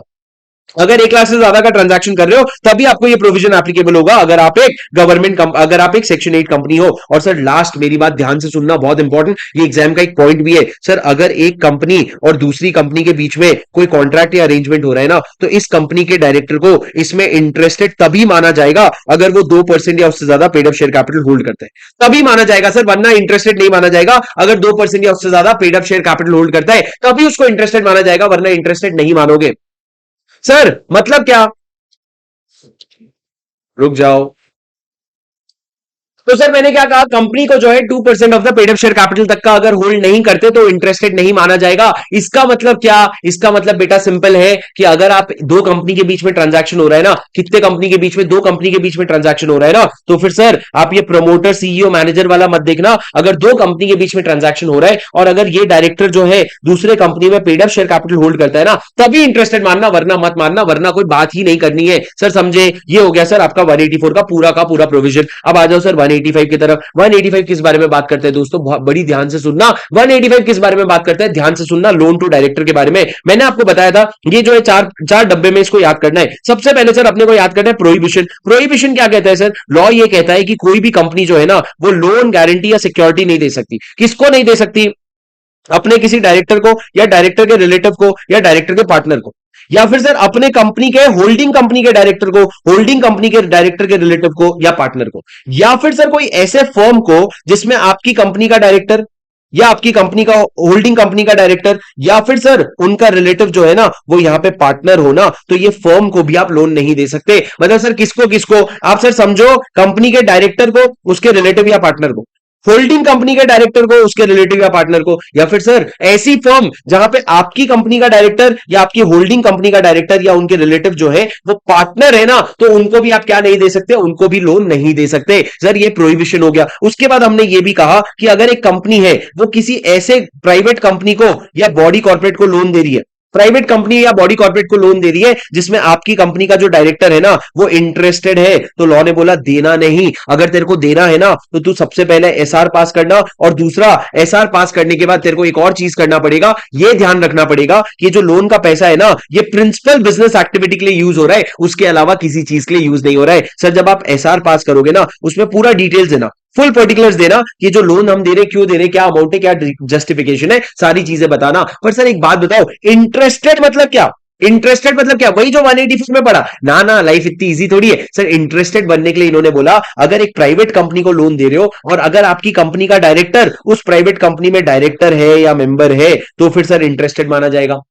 या फिर अगर आप बॉडी कॉर्पोरेट को लोन दे रहे हो तो आपकी कंपनी का डायरेक्टर बाकी लोगों के साथ मिलकर 25% का वोटिंग पावर होल्ड करता है, या फिर 25% का वोटिंग पावर होल्ड करता है, या फिर आपके डायरेक्टर के कहने पे ये जो बॉडी कॉर्पोरेट है ना इसका board of director accustomed to act है। अकस्टम टू एक्ट मतलब क्या? बाउंड टू एक्ट है, एक्ट करेगा। क्यों सर? कोई अग्रीमेंट वगैरह हुआ होगा, तो लॉ ने बोला उस केस में इसको इंटरेस्टेड माना जाएगा। और अगर एक भी डायरेक्टर इंटरेस्टेड होता है ना तो ये लोन गारंटी या सिक्योरिटी देने के लिए आपको रेस्ट्रिक्शन है, मतलब आपको दो कंडीशन लग जाते हैं। सर क्या आपको मेरी बात समझ आई? पहला वाला था प्रोहिबिशन, मतलब जान लगा लो देंगे नहीं, पर सर दूसरा वाला रेस्ट्रिक्शन है, मतलब एसआर पास करके और प्रिंसिपल बिजनेस एक्टिविटी के लिए दे देंगे। पर सर मैंने आपको बोला ये जो ऊपर हमने प्रोविजन पढ़ा ना इसका 4 नॉन एप्लीकेबिलिटी है। पहला, अगर आप लोन दे रहे हो अपने होल टाइम डायरेक्टर को या मैनेजिंग डायरेक्टर को, कौन सी कैपेसिटी में सर? एम्प्लॉय की कैपेसिटी में। तो या तो आप उनको अपने अग्रीमेंट ऑफ सर्विस के हिसाब से दे रहे हो, मतलब जब आपने उनको हायर किया था तो जो सर्विस अग्रीमेंट था उसके हिसाब से दे रहे हो, या फिर कोई ऐसा स्कीम बनाया आपने एसआर पास करके जिसके तहत आप अपने एमडी डब्ल्यूटीडी को लोन दे रहे हो, तो लॉ कहता है चल जाएगा, कोई दिक्कत नहीं है। दूसरा, अगर कोई कंपनी है सर जिसका ऑर्डिनरी कोर्स ऑफ बिजनेस है लोन देना और वो ऑर्डिनरी कोर्स ऑफ बिजनेस में लोन दे रहा है, पर सर जो उसमें इंटरेस्ट रेट है ना वो गवर्नमेंट की यील्ड से ज्यादा है, तो लॉ ने बोला कर ले, फिर कोई दिक्कत नहीं है। सर जैसे कि बैंक का तो काम ही होता है ना मेन गारंटी सिक्योरिटी देना, उनके कंपनी का खुद का डायरेक्टर आएगा तो मना थोड़ी कर देंगे, वो लोग दे सकते हैं। तीसरा सर, अगर एक होल्डिंग कंपनी अपने होल्डली ओन सब्सिडरी को लोन गारंटी या सिक्योरिटी दे रही है तो लॉ ने बोला कर ले बिंदास, हमको कोई टेंशन नहीं है, बस ये ध्यान रखना होल्डली ओन सब्सिडरी उसको प्रिंसिपल बिजनेस एक्टिविटी के लिए यूज कर रही है।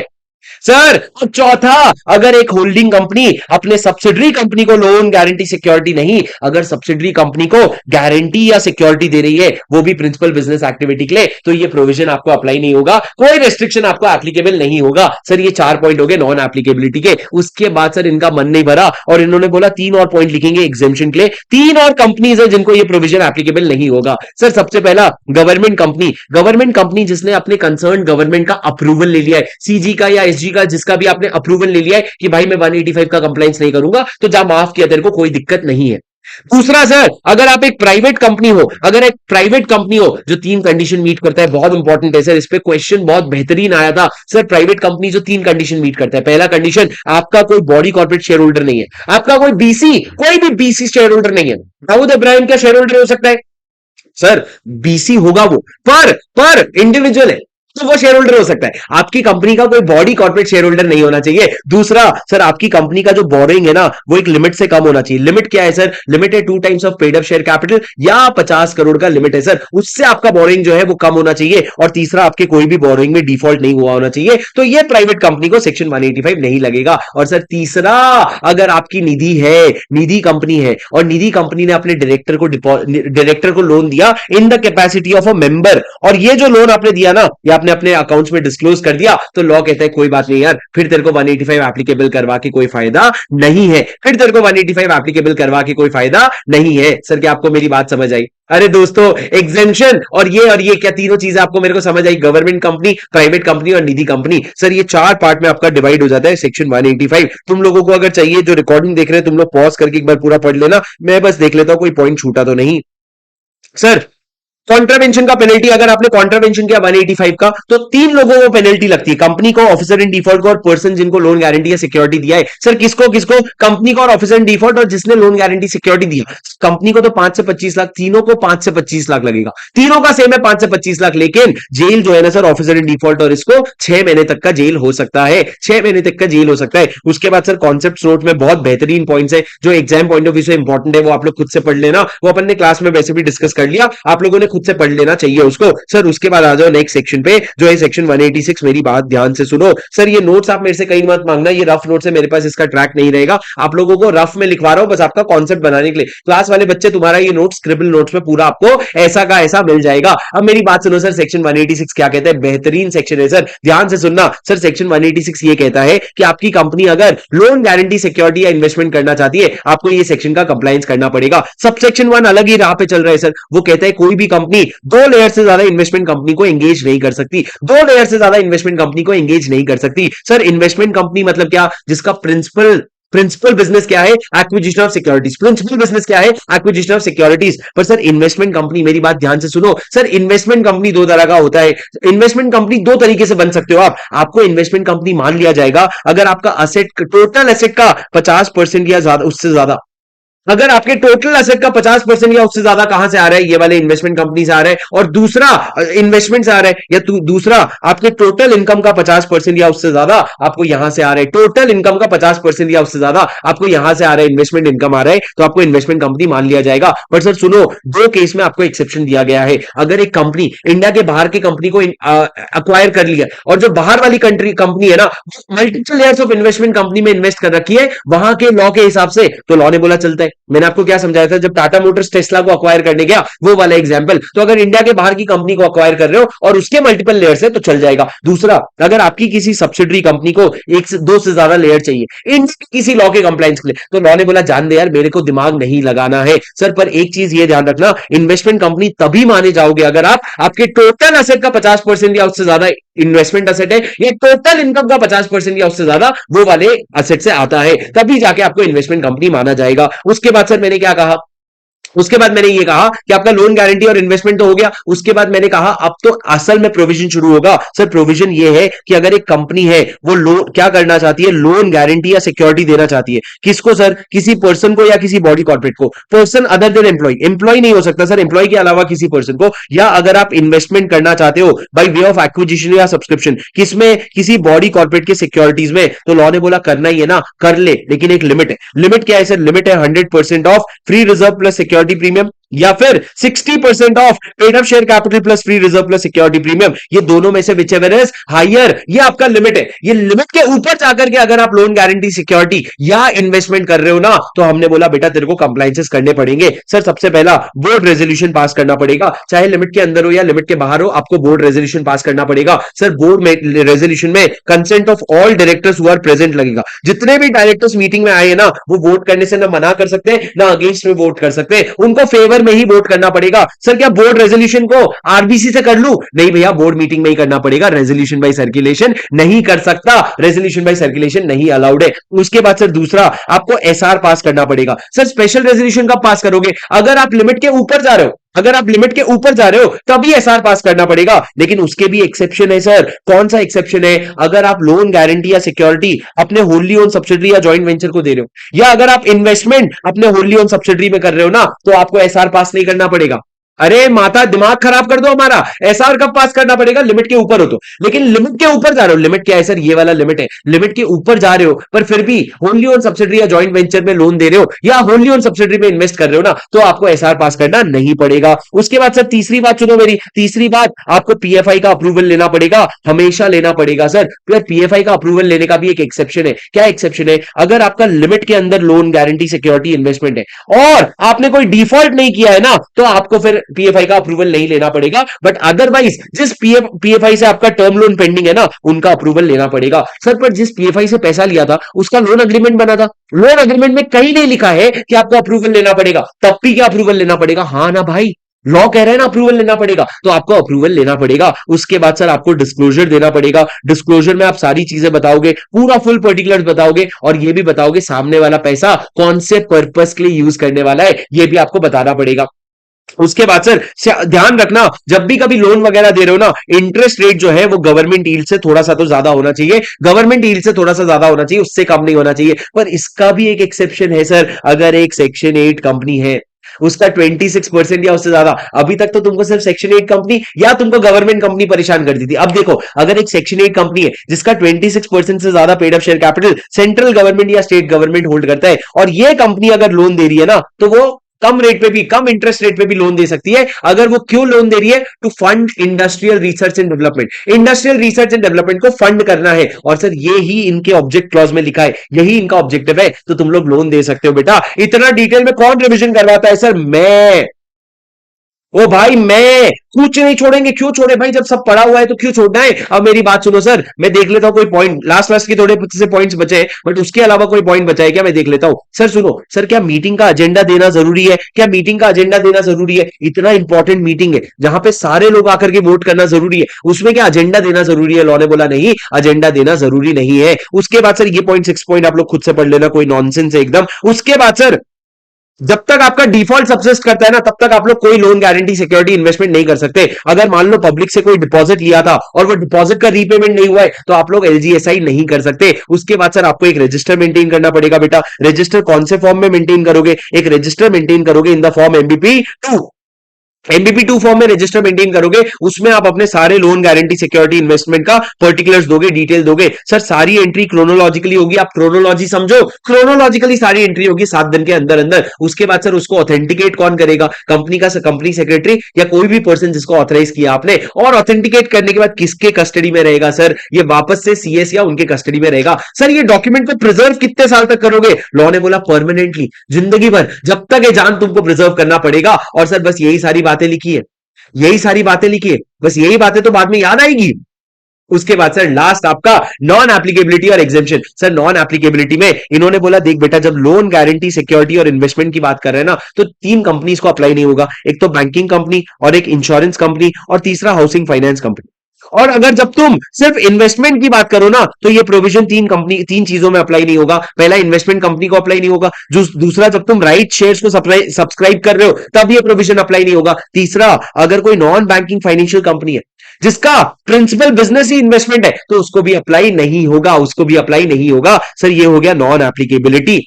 उसके बाद सर अगर मैं एग्जेम्पशन पे आऊं, तो सर इन्होंने 2 गवर्नमेंट कंपनी को एग्जेम्प्ट किया है। एक गवर्नमेंट कंपनी जो डिफेंस के प्रोडक्शन में इन्वॉल्व है, और दूसरा गवर्नमेंट कंपनी जिसने सीजी या एसजी के मिनिस्ट्री से अप्रूवल ले लिया है। वो दोनों को ये प्रोविजन एप्लीकेबल नहीं होगा। सर कोई गवर्नमेंट कंपनी जिन्होंने क्या कर रखा है, सीजी या एसजी का अप्रूवल ले लिया है, अब सर अगर आपने कॉन्ट्रावेंशन किया, आपको फाइन लगेगा।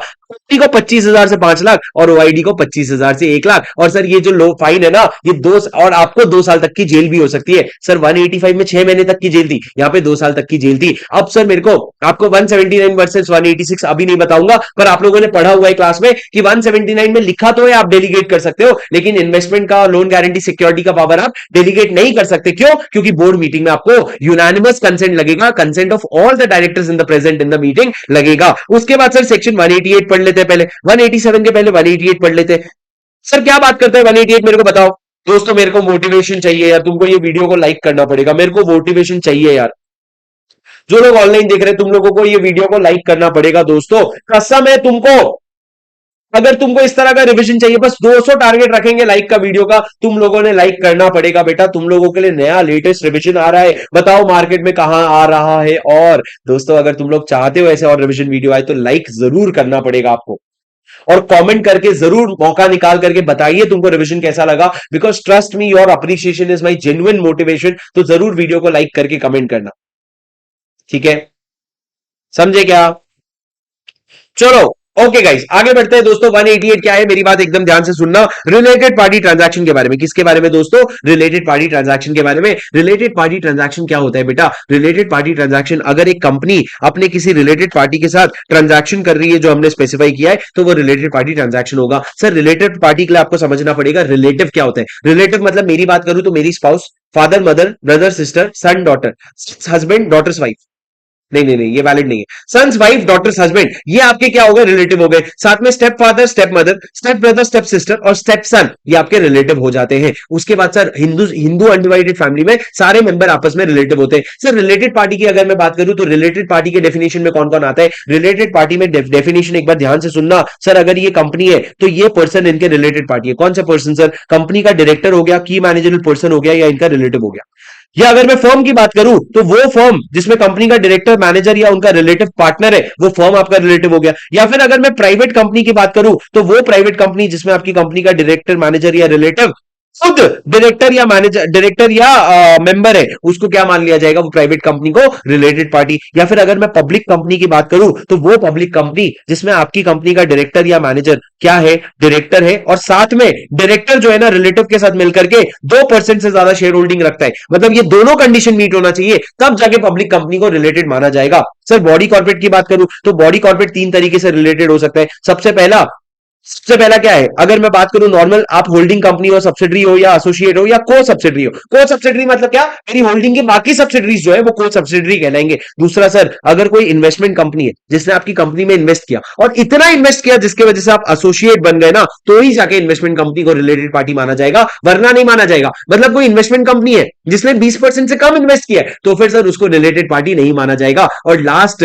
सर, वो कंपनी जिसके कहने पे आपका board of director accustomed to act है, अकस्टम्ड टू एक्ट है, वो उसको उसको भी क्या माना जाएगा, रिलेटेड पार्टी माना जाएगा। उसके बाद सर हमने कहा एनी अदर पर्सन जिसके एडवाइस, डायरेक्शन या इंस्ट्रक्शन पे board of director accustomed to act है, उसको भी रिलेटेड पार्टी माना जाएगा। And such other person as may be prescribe. इन्होंने क्या प्रिस्क्राइब किया सर, उस कंपनी का जो होल्डिंग कंपनी है ना, उसके डायरेक्टर, की मैनेजरल पर्सन और रिलेटिव को क्या मानेंगे हम, और रिलेटिव को क्या मानेंगे, रिलेटेड पार्टी मानेंगे। पर सर ये जो डायरेक्टर है ना, उसमें इंडिपेंडेंट डायरेक्टर को इंक्लूड मत करना, मतलब मेरे होल्डिंग कंपनी का जो इंडिपेंडेंट डायरेक्टर है वो मेरा रिलेटेड पार्टी नहीं माना जाएगा।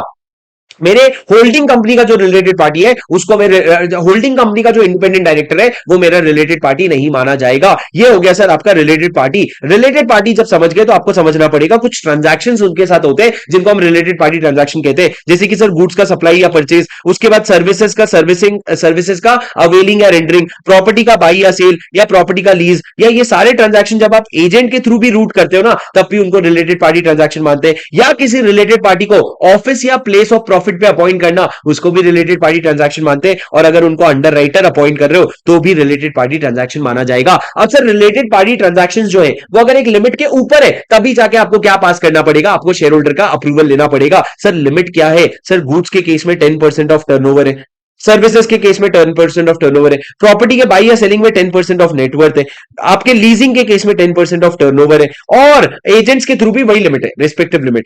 ओपी और प्लेस ऑफ प्रॉफिट में अगर रेम्यूनरेशन 2.5 लाख से ज्यादा है, और अगर अंडर राइटिंग के केस में 1% ऑफ नेटवर्थ से ज्यादा है, तो इन सब चीजों को हम क्या बोलेंगे, इन सब चीजों को लिमिट के ऊपर जाता हुआ बोलेंगे। सर हर जगह मोर देन इक्वल टू है, बस नेट रेम्यूनरेशन में मोर देन है, और नेटवर्थ में मोर देन 1% है, लास्ट वाला। हर जगह मोर देन इक्वल टू है, बस नेट रेम्यूनरेशन में मोर देन 2.5 लाख है, इक्वल टू नहीं है, और अंडर राइटिंग में मोर देन 1% है, इक्वल टू नहीं है। बस ये लिमिट है सर। अब अगर आपका रिलेटेड पार्टी ट्रांजैक्शन हो रहा है और वो लिमिट के ऊपर जा रहा है ना, तो आपको शेयर होल्डर का भी अप्रूवल लेना पड़ेगा, शेयर होल्डर का भी अप्रूवल लेना पड़ेगा, बट अदरवाइज बोर्ड का अप्रूवल तो लेना ही पड़ता है। सर शेयर होल्डर का अप्रूवल किस तरीके से लोगे, लॉ ने बोला ओआर पास करके ले लेना। सर सबसे पहले बोर्ड के अप्रूवल की बात करते हैं। बोर्ड का अप्रूवल आपको मेजॉरिटी अप्रूवल लगेगा, पर सर बोर्ड का अप्रूवल लेने के लिए ना आपको एजेंडा भेजना इस बार जरूरी है। एजेंडा में आप बहुत सारी चीजें बताओगे, जैसे कि रिलेटेड पार्टी कौन है, उसके साथ क्या ट्रांजैक्शन हो रहा है, नेचर ऑफ ट्रांजैक्शन क्या है, ड्यूरेशन क्या है, क्या टर्म्स है, ये सारी चीजें आपको बोर्ड को उनके एजेंडा में बतानी पड़ेगी, ताकि वो आकर के रेजोल्यूशन पास कर सके। सर क्या बोर्ड की मीटिंग में इंटरेस्टेड डायरेक्टर वोट करेंगे? ना जी ना, बिल्कुल भी इंटरेस्टेड डायरेक्टर वोट नहीं करेंगे, हमको पता है। बोर्ड का अप्रूवल कभी भी लगेगा क्या? हाँ, लिमिट के अंदर हो या लिमिट के बाहर हो, अगर 188 वाला आरपीटी है तो आपको बोर्ड का अप्रूवल लगेगा। उसके बाद सर दूसरा क्या, आपको स्पेशल ओआर लगेगा कि एसआर लगेगा? सर आपको ऑर्डिनरी रेजोल्यूशन लगेगा। वैसे तो रिलेटेड पार्टी ट्रांजैक्शन होती बहुत बड़ी बात है, पर फिर भी हम क्या लगा के मानेंगे, ओआर लगा के मानेंगे, एसआर नहीं चाहिए हमको। सर ऑर्डिनरी रेजोल्यूशन पास करने के लिए वापस से आपको मीटिंग का नोटिस भेजना पड़ेगा, जिसमें आप एक्सप्लेनेटरी स्टेटमेंट में बहुत सारी चीजें अटैच करोगे। क्या अटैच करोगे, कौन है रिलेटेड पार्टी, क्या ट्रांजैक्शन है, ये सारी बहुत सारी चीजें आप मेंशन करोगे। पर सर आपको जो ओआर पास करना है ना, ओआर पास करने की भी जरूरत नहीं है 3 केसेस में। ओआर कौन से 3 केसेस में पास करने की जरूरत नहीं है सर? अगर होल्डिंग कंपनी का और होल्डी ओन सब्सिडरी का ट्रांजैक्शन हो रहा है, होल्डिंग और होल्डी ओन सब्सिडरी का, या अगर एक गवर्नमेंट कंपनी का दूसरे गवर्नमेंट कंपनी के साथ ट्रांजैक्शन हो रहा है, या फिर कोई गवर्नमेंट कंपनी है जिसने सीजी या एसजी का अप्रूवल ले लिया है, तो उसको भी क्या नहीं पास करना पड़ेगा, ओआर। आपको याद करने की बात बस इतनी बताऊंगा कि होल्डिंग और होल्डी ओन सब्सिडरी के बीच में ट्रांजैक्शन हो रहा है ना, तो आपको ओआर पास करने की जरूरत नहीं है, आपको ओआर पास करने की जरूरत नहीं है। सर आप समझे क्या? अरे बोलो मालिक, समझे क्या?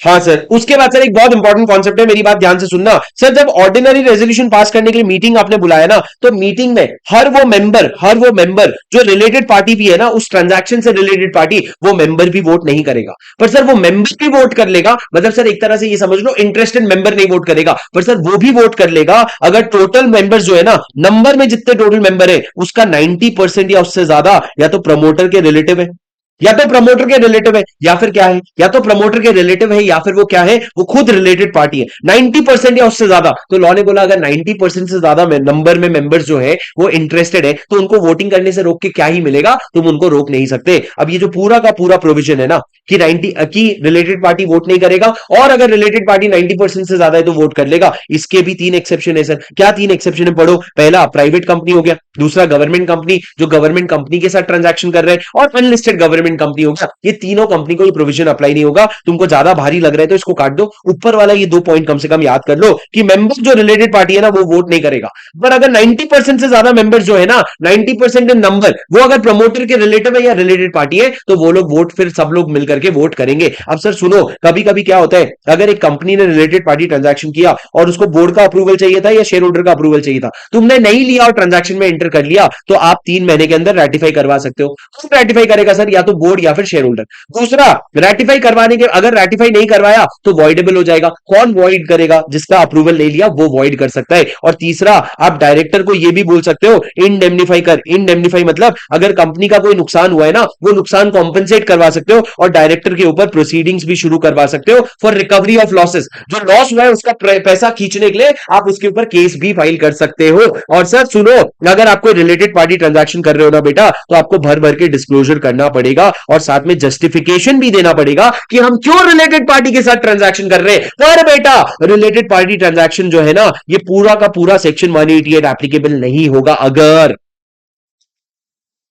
सर इतना पढ़ने के बाद क्या बोले पता है, ये लोग बोलते हैं कि 188 जो है ना, ये अप्रूवल, ये एप्लीकेबल नहीं होगा अगर, अगर बेटा आप ऑर्डिनरी कोर्स ऑफ बिजनेस में ट्रांजैक्शन कर रहे हो आर्म्स लेंथ प्राइस पे, अगर ऑर्डिनरी कोर्स ऑफ बिजनेस में आर्म्स लेंथ प्राइस पे अगर ट्रांजैक्शन कर रहे हो, पूरा का पूरा 188 एप्लीकेबल नहीं होगा, ऐसा इन्होंने लिख दिया सर। और लास्ट में कॉन्ट्रावेंशन है सर। कॉन्ट्रावेंशन के बारे में क्या लिखा है, अगर आपने कॉन्ट्रावेंशन किया तो लिस्टेड कंपनी के केस में 25 लाख का, और अनलिस्टेड कंपनी के केस में 5 लाख रुपए का पेनल्टी लगता है। 25 लाख और 5 लाख रुपए का पेनल्टी लगता है। सर याद कर लोगे ना? हाँ सर याद कर लेंगे सर। मैंने आपको पूरा रिलेटेड पार्टी का प्रोविजन समझा दिया, उम्मीद है आपको समझ आया होगा। सर एक बार चैट पे जरा कमेंट पे हाँ बोल दो, समझ आया क्या? एक बार जरा जाग जाओ बच्चों, समझ आया क्या? एक बार जरा जाग जाओ बच्चों, समझ आया क्या? हाँ कि नहीं बोल दो बच्चों, तुम लोग हो कि नहीं मेरे साथ, समझ आया कि नहीं? जोर से बोलो हाँ या नहीं।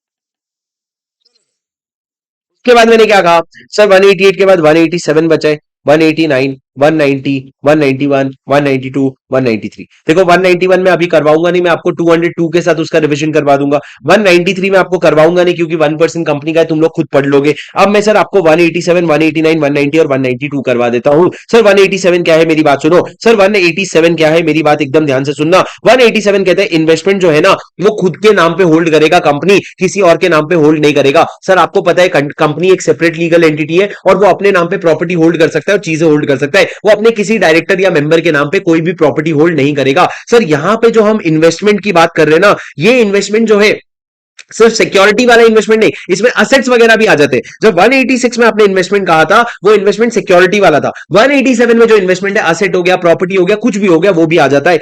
ऑल इन्वेस्टमेंट मेड और हेल्ड इन प्रॉपर्टी, सिक्योरिटीज और asset will be held in its own name. पर सर कभी कभी क्या होता है, अगर आप किसी कंपनी को अपनी होल्डी ओन सब्सिडरी बना रहे हो, तो उसमें एक पब्लिक कंपनी में मिनिमम 7 मेंबर चाहिए होता है। तो नंबर ऑफ मेंबर्स को मीट करने के लिए आप एक एक शेयर देकर के कुछ लोगों को नॉमिनी बना लेते हो, तो उस समय शेयर आपके नाम पे नहीं होते, नॉमिनी के नाम पे होते हैं, और वो अलाउड हो जाता है। पर सर ये जो आपने प्रोविजन बताया ना कि अपने नाम पे होल्ड करोगे, किसी और के नाम पे नहीं, उसके 4 एक्सेप्शन है। पहला एक्सेप्शन, अगर आप उसको किसी बैंकर के नाम पे होल्ड कर रहे हो डिविडेंड के कलेक्शन के लिए, या फिर अगर आप उसको किसी बैंकर के नाम पे होल्ड कर रहे हो शेयर्स को ट्रांसफर करवाने के लिए, तो फिर वो भी होल्ड कर सकते हो। लेकिन अगर ट्रांसफर नहीं हुआ ना बेटा, तो 6 महीने में नाम जो है वापस किसके नाम पे दे देना, शेयर कंपनी के नाम पे दे देना। और तीसरा सर, अगर आप उसको एज अ सिक्योरिटी दे रखे हो for a repayment of loan या परफॉर्मेंस ऑफ ऑब्लिगेशन, आपने बोला एज अ सिक्योरिटी दे रखा है उसको किसी बैंकर को या किसी भी पर्सन को, तो लॉ कहता है वो भी चलता है। और चौथा, अगर आप इन्वेस्टमेंट को डिपॉजिटरी के नाम पे होल्ड कर रहे हो in case where the company is beneficial owner, मतलब अगर आप एक बेनिफिशियल ओनर हो और अगर आप डिपॉजिटरी के नाम पे होल्ड कर रहे हो ना,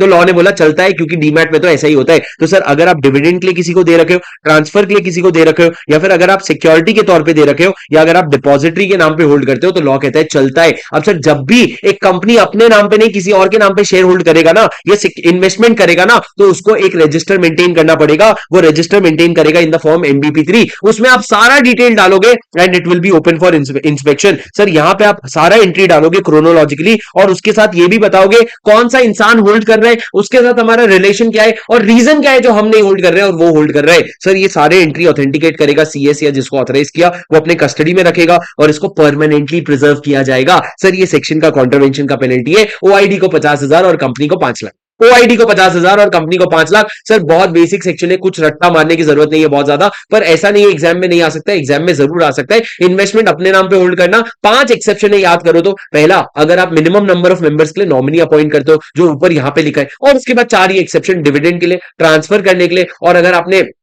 एज अ सिक्योरिटी दे रखा है, या फिर अगर आपने उसको क्या कर रखा है, डिपॉजिटरी को दे रखा है, डिपॉजिटरी के नाम पे ले रखा है, तो वो भी चलता है। उसके बाद सर सेक्शन 189 पे आ जाओ। सर सेक्शन 189 क्या कहता है, आपको एक रजिस्टर मेंटेन करना पड़ेगा। सर बहुत बेसिक सी बातें, आराम से सुन लो। सर एक रजिस्टर मेंटेन करना पड़ेगा जिसमें आप सारे कॉन्ट्रैक्ट और अरेंजमेंट बताओगे, 184(2) वाले और 188 वाले। 184(2) वाले मतलब क्या, जो स्पेसिफिक इंटरेस्ट वाला है, और 188 वाला मतलब रिलेटेड पार्टी ट्रांजैक्शन वाला। सर ये जो रजिस्टर आप मेंटेन करोगे ना, MBP4 में करोगे। सर MBP1 क्या था, जनरल डिस्क्लोजर। MBP2 क्या था, मेरे को क्लिक नहीं कर रहे, मेरे को क्लिक नहीं कर रहे, क्या था MBP2 बताओ फटाफट, मेरा मेरा दिमाग सनक गया, मेरे को क्लिक नहीं कर रहा है, देखना मैं चाहता नहीं, मेरे को फटाफट बताओ।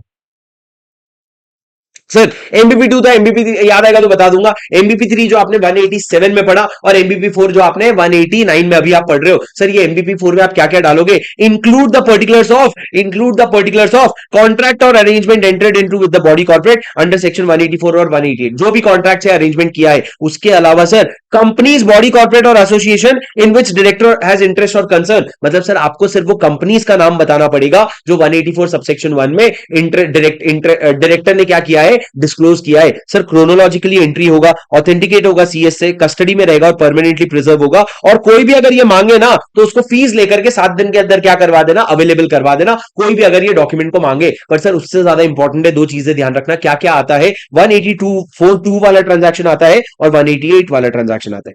184(2) वाला ट्रांजैक्शन आता है और 188 वाला ट्रांजैक्शन आता है। अब सर सुनो मेरी बात, कोई भी डायरेक्टर या की मैनेजरल पर्सन है ना, 30 दिन के अंदर अंदर अपना 184 वाला इंटरेस्ट डिस्क्लोज करेगा कंपनी को। यही पॉइंट मैंने 184 में भी लिख रखा है, आपको 30 दिन के अंदर अंदर डिस्क्लोज करना पड़ेगा MBP1 में। सर ये जो आपका रजिस्टर है ना, इसको आप रजिस्टर्ड ऑफिस में रखोगे, इंस्पेक्शन के लिए ओपन रहेगा, it will be open for inspection during business hours. Sir आप इसको ना हर AGM में भी लेके जाओगे। सर ऊपर क्या रखा है, रजिस्टर्ड ऑफिस में रखोगे, पर नीचे क्या लिखा है, आप इसको AGM में भी लेके जाओगे और it will remain accessible to the person who has right to inspect attend such meeting, मतलब आपके हर मेंबर के लिए क्या रहेगा, ये अवेलेबल फॉर इंस्पेक्शन। सर ये जो प्रोविजन है ना, इसमें 2 तरह का कॉन्ट्रैक्ट और अरेंजमेंट आप मत डालना। पहला, अगर कोई cell purchase supply good material का हुआ है और अमाउंट 5 लाख से कम का है पूरे साल में मिला के, तो वो मत डालना। और दूसरा, अगर बैंकिंग कंपनी बिल्स का कलेक्शन कर रही है ऑर्डिनरी कोर्स ऑफ बिजनेस में, तो वो भी मत डालना। 2 कौन सा नहीं डालोगे, अगर साल में 5 लाख से कम हुआ है, और दूसरा ऑर्डिनरी कोर्स ऑफ बिजनेस में अगर banking company collection for bills कर रही है। सर डायरेक्टर को पेनल्टी लगेगी 25,000 रुपए तक का। सर ये सेक्शन 8 वाला प्रोविजन आप पढ़ लेना। और सर हमारा last section for the day,